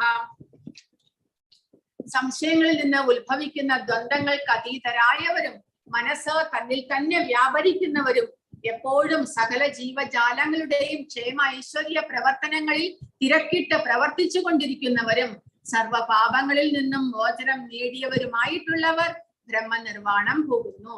ബ്രഹ്മനിർവാണം എന്ന് പറയുമ്പോൾ ഇവിടെ അങ്ങനെ അഹം ബ്രഹ്മാസ്മി എന്നുള്ള ആധ്യാത്മിക അവസ്ഥയിലേക്ക് ഉയരുകയാണ് ബ്രഹ്മനിർവാണം. അല്ലെങ്കിൽ ഭഗവാന്റെ ബ്രഹ്മപദം പോകുക. ബ്രഹ്മൻ, പരമാത്മാവ്, ഭഗവാൻ എന്ന് നമ്മൾ കാണിച്ചു. ആ ബ്രഹ്മൻ എന്നുള്ളത് ഭഗവാന്റെ ബ്രഹ്മജ്യോതി, അല്ലെങ്കിൽ ഈ ഭൗതികതയിൽ നിന്ന് ഉയർന്ന് ആത്മീയ ലോകത്തിലേക്ക് പ്രവേശിക്കുകയാണ് ബ്രഹ്മനിർവാണം എന്നതുകൊണ്ട് ഉദ്ദേശിക്കുന്നത്. ആ അവസ്ഥയിൽ പൂർണ്ണമായിട്ടുള്ള ജ്ഞാനവും ആനന്ദവും ഉണ്ടാകുന്നു. ആ അവസ്ഥയിൽ, അതായത് പൂർണ്ണമായിട്ടുള്ള ജ്ഞാനവും കൂടാതെ താൻ ശാശ്വതനുമാണ് എന്നുള്ള അവസ്ഥ, കൂടാതെ ആ ഭഗവാന്റെ ആനന്ദമയമായിട്ടുള്ള അവസ്ഥയിലേക്ക് ഉയരുവാനായിട്ട് സാധിക്കുന്നു. അങ്ങനെ അതിനു വേണ്ടിയിട്ട് എന്ത് നമ്മൾ ചെയ്യണം? ദ്വന്ദ്ങ്ങൾക്ക് അതീതരാകണം. നമ്മൾ ഇന്ദ്രിയങ്ങളെ എല്ലാം നിയന്ത്രിച്ച് നമ്മുടെ ഭൗതികതയിൽ നിന്ന് ഉത്ഭവിക്കുന്ന ശാരീരികമായിട്ടുള്ള ഇഷ്ടാനിഷ്ടങ്ങൾ, മാനാപമാനങ്ങൾ, ചൂട്, തണുപ്പ് മുതലായവയായിട്ടുള്ള ശാരീരികമായിട്ടുള്ളതിനെ എല്ലാത്തിനെയും നമുക്ക് തുല്യാവസ്ഥയിൽ നമുക്ക് കാണുവാൻ സാധിക്കണം. കൂടാതെ മനസ്സെപ്പോഴും അതീന്ദ്രിയമായിട്ടുള്ള അവസ്ഥയിലേക്ക് ഉയർത്തുവാൻ ശ്രമിക്കണം. ഭൗതികമായിട്ടുള്ള ഒന്നിലും ആസക്തി ഉണ്ടാകാൻ പാടില്ല. അതുകൂടാതെ നമ്മൾ സ്വയം ഇതെല്ലാം പരിശീലിക്കുന്നതോടൊപ്പം തന്നെ സകല ജീവജാലങ്ങളുടെയും ക്ഷേമ ഐശ്വര്യ പ്രവർത്തനങ്ങളിൽ തിരക്കിട്ട് പ്രവർത്തിച്ചു കൊണ്ടിരിക്കണമെന്ന്. കാരണം എന്താണ്? നമ്മൾ സ്വയം ഇത് മനസ്സിലാക്കിയാൽ മാത്രം പോരാ. കാരണം നമ്മൾ ക്ലേശങ്ങളും ദുരിതങ്ങളും അനുഭവിക്കുന്നത് ദേഹബോധത്തിലാകുന്നത് കൊണ്ടാണ് എന്ന് നമ്മൾ മാത്രം മനസ്സിലാക്കിയാൽ പോരാ. നമ്മൾ മറ്റുള്ളവർക്ക് പറഞ്ഞു കൊടുക്കുകയും വേണം. ഒരാൾ ദുഃഖിതനാകുന്നത്, ക്ലേശഭരിതമായിട്ടുള്ള ജീവിതം അനുഭവിക്കുന്നതിന്റെ കാരണം അദ്ദേഹം ഇതുപോലെ ഭൗതികമായിട്ടുള്ള വിഷയങ്ങളിൽ ആസക്തി കൊള്ളുന്നത് കൊണ്ടാണ്. അങ്ങനെയുള്ള ആസക്തിയിൽ നിന്ന് നമ്മൾ പുറത്തേക്ക് വരികയും ഭഗവാന്റെ സേവകൾ ചെയ്യുന്നതുമാണ് നമുക്ക് പൂർണ്ണമായിട്ടും മനുഷ്യ ജീവിതം കൊണ്ട് നമ്മൾ ഉദ്ദേശിക്കുന്നത് എന്ന് മനസ്സിലാക്കി അതിലേക്ക് അവരെ ഉയർത്തുവാൻ, അവരെയും ഭക്തന്മാരാക്കുവാനായിട്ട് പരിശ്രമിക്കണം. ഭഗവാന്റെ ഉപദേശങ്ങൾ അവർക്ക് പകർന്നു കൊടുക്കുക. അപ്പോൾ ഒരു വിശക്കുന്ന ഒരാൾക്ക് നമ്മൾ ഒരു പിടി ചോറ് കൊടുത്തു കഴിഞ്ഞാൽ അയാളുടെ ഒരു നേരത്തെ വിശപ്പ് മാറും, അത്രമാത്രം. പിന്നെയും ഒരു 2-3 മണിക്കൂർ കഴിയുമ്പോൾ വീണ്ടും വിശക്കും. അങ്ങനെ നമുക്ക് ദിവസവും 3 നേരം ഒരു ഈ ലോകത്തിൽ വിശക്കുന്നവർക്കെല്ലാം തന്നെ ഭക്ഷണം കൊടുക്കുവാൻ നമുക്ക് സാധ്യമല്ല. അതുപോലെ വസ്ത്രങ്ങളാകട്ടെ, പാർപ്പിടമാകട്ടെ, എല്ലാം തന്നെ. അപ്പോൾ അവരങ്ങനെ ക്ലേശങ്ങൾ അനുഭവിക്കുന്നതിന്റെ കാരണം എന്താണ്? മൂല കാരണം എന്താണ്? മുൻജന്മ പാപകർമ്മത്തിന്റെ ഫലം. അപ്പോൾ അതെങ്ങനെ ഉണ്ടാകുന്നു? ഇന്ദ്രിയ സുഖഭോഗത്തിലുള്ള ആസക്തി മൂലം, ദേഹബോധത്തിൽ കാമ്യകർമ്മങ്ങൾ ചെയ്ത് അല്ലെങ്കിൽ പാപകർമ്മങ്ങൾ ചെയ്ത് അതിന്റെ ഫലം അനുഭവിക്കുന്നത് കൊണ്ടാണ് അവർക്ക് ഇങ്ങനെ സംഭവിക്കുന്നത്. അതിന്റെ കാരണം നമ്മളെ കുറിച്ച്, ആത്മാവിനെ കുറിച്ചുള്ള അറിവില്ലാത്തത്, കർമ്മങ്ങൾ ചെയ്യുന്നത് നമ്മളെ ബാധിക്കുന്നു എന്നുള്ള അറിവില്ലാത്തത്. അപ്പോൾ അങ്ങനെയുള്ള വ്യക്തികൾക്ക്, സാധാരണക്കാരുടെ ഇടയിൽ അവർക്ക് അവബോധം വരുത്തുവാനായിട്ട് ഭക്തന്മാർ പരിശ്രമിക്കുന്നു. കാരണം എല്ലാവരെയും കൃഷ്ണാവബോധത്തിലേക്ക് ഉയർത്തുന്നത് വഴി ഈ ലോകത്തിലെ ക്ലേശങ്ങളെല്ലാം തന്നെ നമുക്ക് ഇല്ലാതാക്കുവാൻ സാധിക്കും. അങ്ങനെ ശാശ്വതമായിട്ട് ഈ ഭൗതിക പ്രപഞ്ചത്തിലെ ക്ലേശങ്ങളും ദുരിതങ്ങളും അവസാനിപ്പിക്കാനുള്ള ഒരേ ഒരു വഴി കൃഷ്ണാവബോധത്തിലേക്ക് എല്ലാവരെയും ഉയർത്തുക എന്നുള്ളതാണ്. അതിനു വേണ്ടിയിട്ട് ഭക്തന്മാർ പ്രവർത്തിക്കുന്നു, തിരക്കിട്ട് പ്രവർത്തിക്കുന്നു എന്നാണ് പറയുന്നത്. അങ്ങനെ പാപങ്ങളിൽ നിന്നെല്ലാം പൂർണ്ണ മോചനം നേടിയവർക്ക് ബ്രഹ്മനിർവാണം, അവർ ഈ ഭൗതികതയിൽ നിന്ന് അവർക്ക് മോചനം ലഭിക്കുന്നു. ഈ 3 ഗുണങ്ങളെ മറികടന്ന് അവർക്ക് ആത്മീയമായിട്ടുള്ള അവസ്ഥയിലേക്ക് അവർക്ക് ഉയരുവാൻ സാധിക്കുന്നു. കാമക്രോധ വിമുക്താനാം യതീനാം യതചേതസാം അഭിതോ ബ്രഹ്മനിർവാണം വർത്തതേ വിധിതാത്മനാം. കാമക്രോധങ്ങൾ ഒഴിഞ്ഞ് അച്ചടക്കത്തോടെ പരിപൂർണതയ്ക്ക് വേണ്ടി അനവരതം യത്നിക്കുന്ന ആത്മസാക്ഷാത്കാരം നേടിയവർക്ക് അചിരേണ പരമപദപ്രാപ്തി സുനിശ്ചിതമാണ്. അപ്പോൾ ഇവിടെ യതീനാം യതചേതസാം എന്ന് കൊടുത്തിട്ടുണ്ട്. യതി എന്ന് പറയുന്നത് ഇവിടെ ആത്മജ്ഞാനം ലഭിച്ച ഒരു വ്യക്തിയെ കുറിച്ചാണ് പറയുന്നത്. അല്ലാതെ നമ്മൾ ഹിമാലയങ്ങളിൽ യതിയെ കണ്ടവരുണ്ട്, വളരെയധികം പൊക്കവും ആദിമ മനുഷ്യനെ എല്ലാം കണ്ടവരുണ്ട്. അങ്ങനെയുള്ള യതിയല്ല. ഇവിടെ യതി എന്ന് പറയുന്നത് ആത്മജ്ഞാനം ലഭിച്ച ഒരു വ്യക്തി. അങ്ങനെയുള്ള വ്യക്തികൾ അഭിതോ ബ്രഹ്മനിർവാണം, താൻ ബ്രഹ്മനാണ് അല്ലെങ്കിൽ ആധ്യാത്മികനാണ്, ഭഗവത് അംശമാണ് എന്നുള്ള ആ ഒരു ജ്ഞാനത്തിലേക്ക് അവർക്ക് ഉയരുവാൻ സാധിക്കുന്നു എന്ന്. അങ്ങനെ കാമക്രോധങ്ങളെ ആദ്യമായിട്ട് നമ്മൾ നിയന്ത്രിക്കണം. ഇന്ദ്രിയ നിയന്ത്രണം എല്ലാത്തിനും അത്യാവശ്യമാണ്. മനസ്സും ഇന്ദ്രിയങ്ങളും പൂർണ്ണമായിട്ടും നിയന്ത്രിതമായിട്ട് ബുദ്ധി ഉപയോഗിച്ച് ആ ജീവാത്മാവ് ഭഗവാന്റെ സേവനങ്ങൾ കൃത്യനിഷ്ഠമായിട്ട് ചെയ്യണം. അങ്ങനെ പരിപൂർണതയ്ക്ക് വേണ്ടി അനവരതം യത്നിക്കണം. നമ്മൾ ഒരു ദിവസം ചെയ്തു, നാളെ ചെയ്യാൻ മടിക്കുന്നു, അങ്ങനെയല്ല. ദിവസവും ഒരേപോലെ നമ്മൾ പരിശീലനം ചെയ്യണം. ഒരിക്കലും മുടങ്ങാതെ ഒരേപോലെ ദിവസവും പരിശീലനം ചെയ്യണം. എങ്ങനെ? ശ്രവണം, കീർത്തനം, സ്മരണം. അതായത് ഭഗവാനെ കുറിച്ച് നിരന്തരം കേൾക്കുക, ഭഗവാന്റെ നാമജപം ചെയ്തുകൊണ്ടേയിരിക്കുക. പിന്നെ സ്മരണം, ഭഗവാനെ കുറിച്ച് കേട്ടതെല്ലാം വീണ്ടും വീണ്ടും സ്മരിക്കുക. ഭഗവാനെ സ്മരിച്ചുകൊണ്ട് നമ്മുടെ എല്ലാ കർമ്മങ്ങളും നമ്മൾ ചെയ്യുക. അങ്ങനെ അനവരതം യത്നിക്കുന്ന ആത്മസാക്ഷാത്കാരം നേടിയവർക്ക് അവർക്ക് ക്രമേണ ആ പരമപദം പോകുവാൻ സാധിക്കും. ഭഗവാന്റെ പരമപദം തീർച്ചയായിട്ടും അവർക്ക് പോകുവാൻ സാധിക്കും. ആത്മാവിന് തന്റെ യജമാനന്റെ അടുത്തേക്ക്, ഭഗവാന്റെ അടുത്തേക്ക് തീർച്ചയായിട്ടും പോകുവാൻ സാധിക്കും എന്നിവിടെ ഭഗവാൻ പറയും. കാമ്യകർമ്മങ്ങളുടെ ഫലം അനുഭവിക്കാനുള്ള ആഗ്രഹം ബദ്ധനായ ജീവാത്മാവിൽ ആഴത്തിൽ വേരൂന്നി കിടക്കുകയാണ്. അപ്പോൾ നമ്മൾ എത്രമാത്രം ഇത് ഉപദേശിച്ചാലും എല്ലാവർക്കും ഈ ഭൗതികമായിട്ടുള്ള വസ്തുക്കളെ അല്ലെങ്കിൽ ആ കാമത്തിന്റെ ഒരു ആഗ്രഹങ്ങളെല്ലാം പൂർത്തീകരിക്കാനുള്ള ഒരു അഭിലാഷം വളരെയധികം ഉണ്ട് എന്നാണ് പറയുന്നത്. ആ ജീവാത്മാവിന് അങ്ങനെ ദേഹബോധത്തിൽ തനിക്ക് സ്വയം ആസ്വദിക്കണം എന്നുള്ള ആഗ്രഹം വളരെ അധികം ഉണ്ട് എന്ന്. അത് വളരെ എളുപ്പത്തിലൊന്നും അതൊന്നും പോകുകയില്ല. നമ്മൾ അതിനു വേണ്ടിയാണ് ഇവിടെ പറയുന്നത് അനവരതം പരിശ്രമിക്കണം. നിരന്തരം പരിശ്രമിച്ച് വേണം നമ്മുടെ ജീവാത്മാവിൽ നിന്ന് ആ ഒരു ദേഹബോധത്തിൽ നിന്ന് അതിനെ പുറത്തേക്ക് എടുക്കുവാനായിട്ട്. ഏറെ പരിശ്രമിച്ചാലും മഹർഷിമാർക്ക് പോലും അത്തരം ആഗ്രഹങ്ങൾ നിയന്ത്രിക്കാൻ പ്രയാസമുണ്ട്. കൃഷ്ണാവബോധത്തോടെ നിരന്തരം ഭഗവത് സേവനത്തിൽ ഏർപ്പെട്ടിരിക്കുന്ന ഭക്തനാകട്ടെ പൂർണ്ണമായ ആത്മസാക്ഷാത്കാരം നേടി പെട്ടെന്ന് തന്നെ പരമപദ പ്രാപ്തി ലഭിക്കുന്നു. അപ്പോൾ അതിനു വേണ്ടിയിട്ട് നമ്മൾ ആ മഹർഷിമാരെല്ലാവരും തപസ്സെല്ലാം ചെയ്തിട്ടാണ് ഇങ്ങനെ ആത്മജ്ഞാനം ലഭിക്കുവാനായിട്ട് പരിശ്രമിക്കുന്നത്. പക്ഷെ അതൊന്നും അങ്ങനെ എളുപ്പത്തിൽ ഇന്ദ്രിയങ്ങളെ നിയന്ത്രിക്കുക എന്നുള്ളത് എളുപ്പത്തിൽ സാധ്യമല്ല എന്നിവിടെ പറയുന്നു. എന്നാൽ ഒരു ഭക്തൻ തന്റെ ഇന്ദ്രിയങ്ങളെ ആരംഭത്തിൽ തന്നെ ഭഗവാന്റെ സേവനത്തിന് വേണ്ടിയിട്ട് ഇന്ദ്രിയങ്ങളെ ഉപയോഗിക്കുന്നു. അതുവഴി ആ ഇന്ദ്രിയ നിയന്ത്രണം വളരെ സുഖമായിട്ട് എളുപ്പത്തിൽ നടക്കുവാനായിട്ട് സാധിക്കുന്നു. എങ്ങനെയാണത് സാധ്യമാകുന്നത്? ഇവിടെ പറയുന്നുണ്ട്, ഉദാഹരണം പറയുന്നു പ്രഭുപാദ. നോട്ടം കൊണ്ട് മാത്രമാണ് ഇത്രേ മത്സ്യം കുഞ്ഞുങ്ങളെ പോറ്റുന്നത്. ആമ ധ്യാനം കൊണ്ടും, ആമ കരയിലാണ് മുട്ടയിടുന്നത്, വെള്ളത്തിൽ കിടന്നുകൊണ്ട് ആ മുട്ടകളിൽ മനസ്സൂഞ്ഞുകയും ചെയ്യുന്നു. അതുപോലെ കൃഷ്ണാവബോധമുള്ള ഭക്തനും ഭഗവത് ധാമത്തിൽ നിന്ന് വിദൂരസ്ഥനാണെങ്കിലും നിരന്തരമായിട്ടുള്ള ധ്യാനം കൊണ്ടും കൃഷ്ണാവബോധ പ്രവർത്തനം കൊണ്ടും ആ ധാമത്തിലേക്ക് സ്വയം ഉയരാം. അപ്പോൾ നമ്മൾ ഭഗവാന്റെ സേവനങ്ങൾ ചെയ്യാൻ ആരംഭിക്കുമ്പോൾ നിരന്തരം ഭഗവാനെ കുറിച്ച് ഓർത്തുകൊണ്ടേയിരിക്കുന്നു നമ്മൾ. അപ്പോൾ ഭഗവാൻ അദ്ദേഹത്തിന്റെ ധാമത്തിൽ ഗോലോക വൃന്ദാവനത്തിലാണ്. ഭൗതികതയിൽ നിന്ന് വളരെയധികം ദൂരെയാണ് ഗോലോക വൃന്ദാവനം. എങ്കിലും ആ ധാമത്തെ കുറിച്ച്, ഭഗവാനോടൊപ്പം താൻ വസിക്കാൻ പോകുന്ന ഒരവസ്ഥയെ കുറിച്ച്, ഭഗവാന്റെ സേവകൾ നേരിട്ട് ചെയ്യാൻ പോകുന്ന അവസ്ഥയെ കുറിച്ചെല്ലാം ആലോചിച്ചു കൊണ്ടിരിക്കുന്ന ഭക്തന് വളരെ എളുപ്പത്തിൽ തന്നെ ആ അവസ്ഥയിലേക്ക് ഉയരുവാൻ സാധിക്കും. കൃഷ്ണാവബോധം എന്നുള്ളത് അത്രയേറെ എളുപ്പവും കൂടാതെ സുസുഖം സന്തോഷത്തോടു കൂടി ചെയ്യാൻ സാധിക്കുന്നതുമാണ്. മറ്റുള്ള മഹർഷിമാരെല്ലാവരും ചെയ്യുന്നത് പോലെ കഠിനമായ തപസ്സും അതിനു വേണ്ടിയിട്ട് ആഹാരവും വെള്ളവും ഒന്നും കഴിക്കാതെ കഠിനമായ തപസ്സിരുന്ന് മഴയും വെയിലും എല്ലാം കൊണ്ട് ശരീരത്തിന് ക്ലേശങ്ങൾ കൊടുത്ത് തപസ് ചെയ്ത് അവസാനം ഇന്ദ്രിയങ്ങളെ നിയന്ത്രിക്കുവാനും പൂർണ്ണമായിട്ട് നിയന്ത്രിക്കുവാനും സാധ്യമാകുന്നില്ല. എന്നാൽ കൃഷ്ണാവബോധം എന്നുള്ളത് ഇന്ദ്രിയങ്ങളെ നിയന്ത്രിക്കാനും മനസ്സിൽ ഭഗവാനെ പ്രതിഷ്ഠിക്കാനും എല്ലാം വളരെ എളുപ്പത്തിൽ സാധിക്കുന്ന ഒരു പ്രക്രിയയാണ്. അത് സുസുഖം കർത്തും അവ്യയം എന്ന് ഭഗവാൻ തന്നെ പറഞ്ഞിരിക്കുന്നു. ശ്രവണം, കീർത്തനം, വിഷ്ണു സ്മരണം, പാദസേവനം, അർച്ചനം, വന്ദനം, ദാസ്യം, സഖ്യം, ആത്മനിവേദനം, ഇങ്ങനെയുള്ള നവവിധ ഭക്തിയുത സേവനങ്ങളിലൂടെ ഭഗവാനെ സേവിച്ച് നമുക്ക് വളരെ എളുപ്പത്തിൽ ആ ഭഗവാനെ പ്രാപിക്കാൻ സാധിക്കും. ഭൗതിക ക്ലേശങ്ങളുടെ ആഘാതം അയാൾക്ക് അനുഭവപ്പെടില്ല. സദാ പരമപുരുഷനിൽ മുഴുകിയിരിക്കുന്നത് മൂലം പ്രാപഞ്ചിക ക്ലേശങ്ങൾ തീണ്ടാത്ത ഈ അവസ്ഥയാണ് ബ്രഹ്മനിർവാണം.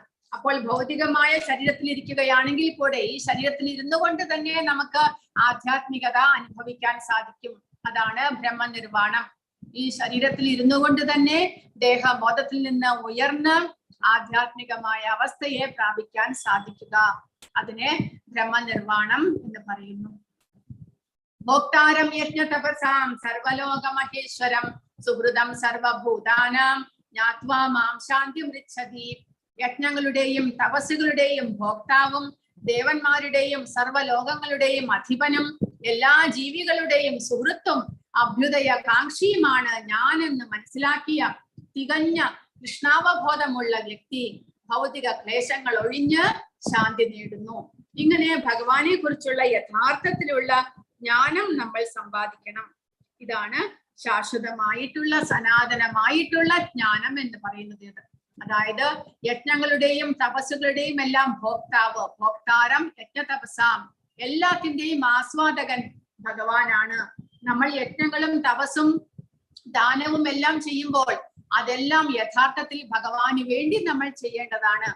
നമ്മൾ ചെയ്യുമ്പോൾ കൃഷ്ണാർപ്പണമസ്തു എന്ന് മനസ്സിൽ വിചാരിച്ചുകൊണ്ട് ഭഗവാന് കൊടുക്കുന്നതായിട്ട് സങ്കല്പിച്ചുകൊണ്ട് നമ്മൾ ഇതെല്ലാം ചെയ്യണം. കാരണം ഭഗവാനാണ് യഥാർത്ഥ ഭോക്താവ്. ഭഗവാനിലാണ് നമ്മുടെ സേവനങ്ങളെല്ലാം തന്നെ ചെന്ന് ചേരേണ്ടത്.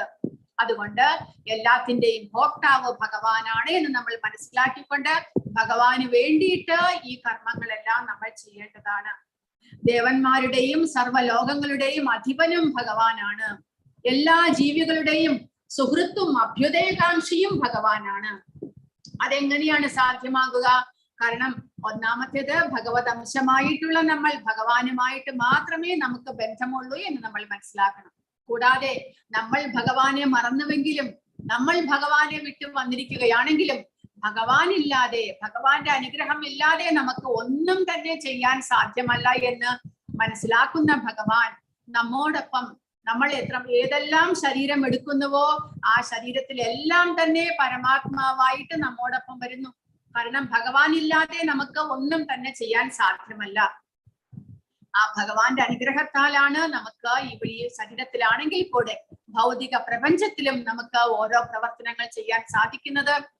ഭഗവാൻ പറയുന്നുണ്ട്, സർവസ്യ ചാഹം ഹൃദിസന്യവിഷ്ടോ മത്തഃ സ്മൃതിർ ജ്ഞാനം അപോഹനം ച. എല്ലാ ഹൃദയത്തിലും ഞാൻ വാഴുന്നു. എന്നിട്ട് എന്ത് ചെയ്യുന്നു? സ്മൃതി, ജ്ഞാനം, അപോഹനം, ഓർമ്മശക്തി, അറിവ്, മറവി, ഇതെല്ലാം തന്നെ നമുക്ക് തരുന്നത് ഭഗവാനാണ്. നമ്മൾ എല്ലാം മറന്നു പോകുന്നു. പുതിയ ഒരു ശരീരം സ്വീകരിക്കുമ്പോൾ പഴയ ശരീരത്തിൽ നമുക്കുണ്ടായിരുന്ന ആഗ്രഹങ്ങളോ നമ്മുടെ കർമ്മങ്ങളെ കുറിച്ചോ എല്ലാം തന്നെ നമ്മൾ മറന്നു പോകുന്നു. അപ്പോൾ നമുക്ക് മുമ്പുണ്ടായിരുന്ന ആഗ്രഹങ്ങളെയെല്ലാം ഓർമ്മിപ്പിക്കുവാനും അതനുസരിച്ച് പ്രവർത്തിപ്പിക്കാനുള്ള അറിവും എല്ലാം തന്നെ നൽകുന്നത് നമ്മുടെ ഹൃദയത്തിൽ വസിക്കുന്ന ആ പരമാത്മാവാണ്. അങ്ങനെ അദ്ദേഹം നമ്മോടൊപ്പം ആദിമകാലം മുതൽക്കേ നമ്മൾ എത്രമാത്രം ജന്മങ്ങൾ എടുത്തിട്ടുണ്ടോ അത്രമാത്രം ജന്മങ്ങളിലും നമ്മളുടെ ശരീരത്തിൽ നമ്മോടൊപ്പം ആ ഭഗവാനും വരുന്നു. നമ്മുടെ യോഗ്യത അനുസരിച്ച് നമ്മുടെ ആഗ്രഹങ്ങളെല്ലാം തന്നെ അദ്ദേഹം സാധിപ്പിച്ചു തരുന്നു. നമുക്ക് ഉള്ളിൽ നിന്ന് അറിവ് നൽകുന്നു. നമുക്ക് ഭഗവാനെ സേവിക്കണമെന്ന ആഗ്രഹം വരുമ്പോഴും ഭഗവാനെ കുറിച്ച് കേൾക്കണമെന്ന ആഗ്രഹം വരുമ്പോഴും അതിനനുസരിച്ച് നമുക്ക് തക്കതായിട്ടുള്ള ഒരു ഗുരുവിനെ കാണിച്ചു തരുന്നതും അതിനുള്ള നമ്മൾ അറിയാതെ തന്നെ ഇങ്ങനെ ഒരു സിറ്റുവേഷനിലേക്ക് നമ്മൾ വന്നു ചേരുന്നതും എല്ലാം ഭഗവാന്റെ കൃപയാണ് എന്ന് നമ്മൾ മനസ്സിലാക്കണം. അപ്പോൾ ആ ഭഗവാൻ നമുക്ക് വേണ്ടിയിട്ട്, ആ കരുണാമയനായിട്ടുള്ള ഭഗവാൻ നമ്മുടെ ആഗ്രഹങ്ങളെല്ലാം തന്നെ സാധിപ്പിച്ചു തരുന്നു. നമുക്ക് മനസ്സിലാകുന്നില്ല, നമ്മൾ അതിനെ റെക്കഗ്നൈസ് ചെയ്യുന്നില്ല, നമ്മൾ ആ ഭഗവാൻ അതിന്റെ ക്രെഡിറ്റും കൊടുക്കുന്നില്ല. പക്ഷെ എങ്കിലും ഭഗവാൻ ഉള്ളിലിരുന്നു കൊണ്ട് നമ്മൾ അറിയാതെ നമുക്ക് എല്ലാ സഹായവും ചെയ്തു തരുന്നുണ്ട്. അങ്ങനെയുള്ള സുഹൃത്തായിട്ട്, അഭ്യുദയകാംക്ഷിയായിട്ട് നമ്മൾ ഭഗവാൻ ഉണ്ട് എന്ന് ഭഗവാൻ ഇവിടെ പറയുന്നു. ഒരു സുഹൃത്ത് മറ്റൊരു സുഹൃത്തിന്റെ ശ്രേഷ്ഠത അല്ലെങ്കിൽ ആ സുഹൃത്തിന്റെ ക്ഷേമം മാത്രമേ ആഗ്രഹിക്കുകയുള്ളൂ. അതുപോലെ ഭഗവാനും നമ്മുടെ സുഹൃത്താണ്. നമ്മുടെ ക്ഷേമം, നമ്മുടെ ഐശ്വര്യമാണ് ഭഗവാൻ ആഗ്രഹിക്കുന്നത്. നമ്മൾ എല്ലാവരും തിരിച്ച് ഭഗവാന്റെ ധാമത്തിലേക്ക് പോകണമെന്നാണ് അദ്ദേഹത്തിന്റെ ആഗ്രഹം. അതിനു വേണ്ടിയിട്ട് ഭഗവാൻ നമുക്ക് എല്ലാ അവസരങ്ങളും തരുന്നുണ്ട്. പക്ഷെ നമ്മൾ അത് സ്വീകരിക്കാനും അതിനെ മനസ്സിലാക്കുവാനും നമ്മൾ ശ്രമിക്കുന്നില്ല. അതാണ് നമ്മുടെ തെറ്റ്. പക്ഷെ എങ്കിലും ഇതേപോലെ അവസരങ്ങൾ വരുമ്പോൾ ഭഗവാൻ ഭഗവത്ഗീത, ഭാഗവതം മുതലായവയെല്ലാം തന്നിരിക്കുന്നു. ആ ശ്രവണം, കീർത്തനം, സ്മരണത്തിലൂടെ നമുക്ക് ഭഗവാനെ മനസ്സിലാക്കാൻ സാധിക്കുമെന്ന് നമുക്ക് പറഞ്ഞു തരുന്നുണ്ട്. ആചാര്യന്മാരെ അയച്ചു തരുന്നുണ്ട്. ഇതെല്ലാം ചെയ്തു തരുന്നുണ്ട് ഭഗവാൻ നമ്മുടെ ആ ഓർമ്മശക്തിയെ വീണ്ടെടുക്കുവാനായിട്ട്, അജ്ഞാനത്തിൽ നിന്ന് ജ്ഞാനത്തിലേക്ക് പുറത്തേക്ക് വരുവാനായിട്ട്. അങ്ങനെ ഭഗവാനെ മനസ്സിലാക്കിയ തികഞ്ഞ കൃഷ്ണാവബോധമുള്ള വ്യക്തി ഭൗതിക ക്ലേശങ്ങളെല്ലാം ഒഴിഞ്ഞ് ശാന്തി നേടുന്നു. ഈ ഭൗതിക പ്രപഞ്ചത്തിൽ ഇരിക്കുമ്പോഴും ആത്മീയ ശാന്തി അദ്ദേഹത്തിന് ലഭിക്കുന്നു എന്നാണ് ഭഗവാൻ പറയുന്നത്. കൃഷ്ണാവബോധ പ്രവർത്തനം എങ്ങനെയാണ്? ഭഗവാനാണ് പരമാധികാരി, ഭഗവാനാണ് പരമമായ ഭോക്താവ്, ഭഗവാനാണ് നമ്മുടെ സുഹൃത്തും അഭ്യുദയകാംക്ഷിയും. അപ്പോൾ അങ്ങനെയുള്ള ഭഗവാനെ നമ്മൾ ശരിക്കും മനസ്സിലാക്കണം. അദ്ദേഹത്തെ കുറിച്ചുള്ള അറിവ് നേടിയിട്ട് നമ്മൾ ആ ജ്ഞാനത്തിലൂടെ ഭഗവാനെ സേവിക്കാനായിട്ട് നമ്മൾ പരിശ്രമിക്കണം. ആ ഭഗവാനെ അറിഞ്ഞുകൊണ്ട് നമ്മൾ ഭഗവാനെ സേവിക്കുമ്പോൾ ആ സേവനം ദൃഢതരമാകുന്നു, ഭക്തിയുക്തമാകുന്നു. അതുവഴി നമുക്ക് പെട്ടെന്ന് പുരോഗതിയിലേക്ക് മുന്നേറുവാനായിട്ട് സാധിക്കുന്നു. അപ്പോൾ ഇവിടെ കാണുന്നത് ഭഗവാൻ ഉയർത്തിയ വൃന്ദാവനത്തിൽ ഇപ്പോഴുമുള്ള ഗോവർദ്ധന പർവ്വതമാണ്. അങ്ങനെയുള്ള ഗോവർദ്ധന പർവ്വതത്തെ ഭഗവാൻ ഉയർത്തിയിരുന്നു. തന്റെ 7 വയസ്സാകുന്ന സമയത്ത് തന്റെ ചെറുവിരലിൽ 7 ദിവസം അദ്ദേഹം ഉയർത്തിയിരുന്നു. തന്റെ പൂർണ്ണമായിട്ടും തന്റെ ആശ്രയത്തിൽ ഇരുന്നിട്ടുള്ള ആ ഗോകുലത്തിലെ വൃന്ദാവനത്തിലെ അന്തേവാസികളെ എല്ലാം രക്ഷിക്കാനായിട്ട്. അങ്ങനെ ഭഗവാൻ നമ്മുടെ സുഹൃത്തായിട്ട്, നമ്മുടെ അഭ്യുദയകാംക്ഷിയായിട്ട് എപ്പോഴും നമ്മോടൊപ്പം ഉണ്ട് എന്ന് കാണിക്കുവാനാണ് ഇത് കാണിച്ചിരിക്കുന്നത്. അങ്ങനെയുള്ള ഭഗവാനെ, ഹരേ കൃഷ്ണ മഹാമന്ത്രം ജപിച്ചുകൊണ്ട് നമ്മൾ ഭഗവാനെ ആരാധിക്കുവാനായിട്ട് ആരംഭിക്കണം. ഹരേ കൃഷ്ണ കൃഷ്ണ കൃഷ്ണ ഹരേ ഹരേ, ഹരേ രാമ രാമ രാമ ഹരേ ഹരേ എന്ന് നാമജപം ചെയ്തുകൊണ്ട് 108 തവണ ജപിക്കുവാനായിട്ട് അത്രമാത്രം കഷ്ടമൊന്നുമില്ല. 10 നിമിഷം, നമ്മൾ ആരംഭത്തിൽ 10 നിമിഷമേ എടുക്കുകയുള്ളൂ. ഒരു ദിവസത്തിൽ 10 നിമിഷം നമുക്ക് ഭഗവാന് വേണ്ടി ചെലവഴിക്കുക. പിന്നീട് 1 മണിക്കൂർ നിങ്ങൾ ഭഗവത്ഗീതയുടെ ക്ലാസ് കേൾക്കുന്നുണ്ട്. കൂടാതെ നമുക്ക് സമയം ലഭിക്കുകയാണെങ്കിൽ നിങ്ങളും സ്വയം ഭഗവത്ഗീത വായിച്ച് മനസ്സിലാക്കുവാനായിട്ട് ശ്രമിക്കുക. 10 നിമിഷം ഹരേ കൃഷ്ണ മഹാമന്ത്രം ശ്രദ്ധാഭക്തിയോട് കൂടി ദിവസവും ജപിക്കുക. അത് ആരംഭം അങ്ങനെയാകട്ടെ. പിന്നീട് ഭഗവാൻ സ്വയം നമുക്ക് തോന്നിക്കും നമ്മൾ കൂടുതലായിട്ട് എന്തെല്ലാം ചെയ്യണം എന്ന് ഭഗവാൻ തോന്നിക്കും. പിന്നീട് എന്തെങ്കിലും ഒന്ന്, ഒരു ഫ്രൂട്ട്സോ അല്ലെങ്കിൽ പാലോ പുഷ്പമോ എന്തെങ്കിലും ഭഗവാന് ദിവസവും അർപ്പിക്കുവാനും ഭക്തിയോടുകൂടി അർപ്പിക്കുവാനും നമ്മൾ ശ്രദ്ധിക്കുക. അങ്ങനെ കൃഷ്ണാവബോധത്തിലെ പ്രവർത്തനങ്ങൾ ഇതേപോലെ ചെറിയ മട്ടിൽ നമ്മൾ തുടങ്ങുക. പിന്നീട് സമയം അനുസരിച്ച് കൂട്ടി കൊണ്ടുവരാം. ആരംഭത്തിൽ ഇത്ര മാത്രമാണെങ്കിലും ചെയ്യണം. അത് നമ്മുടെ ഭഗവാന്റെ അടുത്തേക്കുള്ള, അടുത്ത ജന്മത്തിലേക്കുള്ള, നമ്മൾ ഈ ജന്മത്തിൽ ചെയ്യുന്നത് എല്ലാമാണ് നമ്മുടെ അടുത്ത ജന്മത്തെ, നമ്മുടെ ശരീരത്തെ കുറിക്കുന്നത്. നമ്മൾ എന്ത് ചെയ്യുന്നുവോ അത് നമ്മുടെ അടുത്ത ജന്മത്തിലെ ശരീരത്തിലേക്കുള്ള വഴിയായിരിക്കും എന്ന് മനസ്സിലാക്കണം.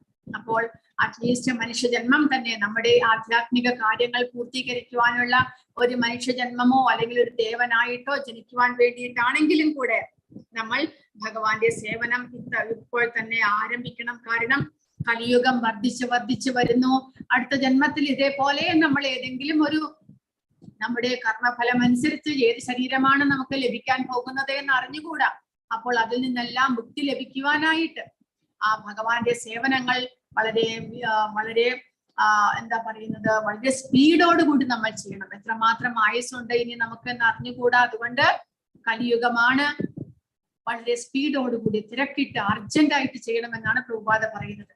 കൃഷ്ണാവബോധം നമുക്ക് വൈകിപ്പിക്കാനുള്ള സമയമില്ല, അർജന്റോടുകൂടി തന്നെ ചെയ്യണം. കാരണം ഈ ജന്മത്തോടു കൂടി തന്നെ എല്ലാം അവസാനിപ്പിക്കാൻ സാധിക്കുമെങ്കിൽ വളരെ ഉത്തമമായി, അല്ലെങ്കിലും അടുത്ത ശ്രേഷ്ഠമായിട്ടുള്ള ഒരു ജന്മം അടുത്ത ജന്മത്തിൽ ലഭിക്കാനായിട്ട് ഇത് നമ്മളെ സഹായിക്കും. ഹരേ കൃഷ്ണ. ആർക്കെങ്കിലും എന്തെങ്കിലും സംശയങ്ങളോ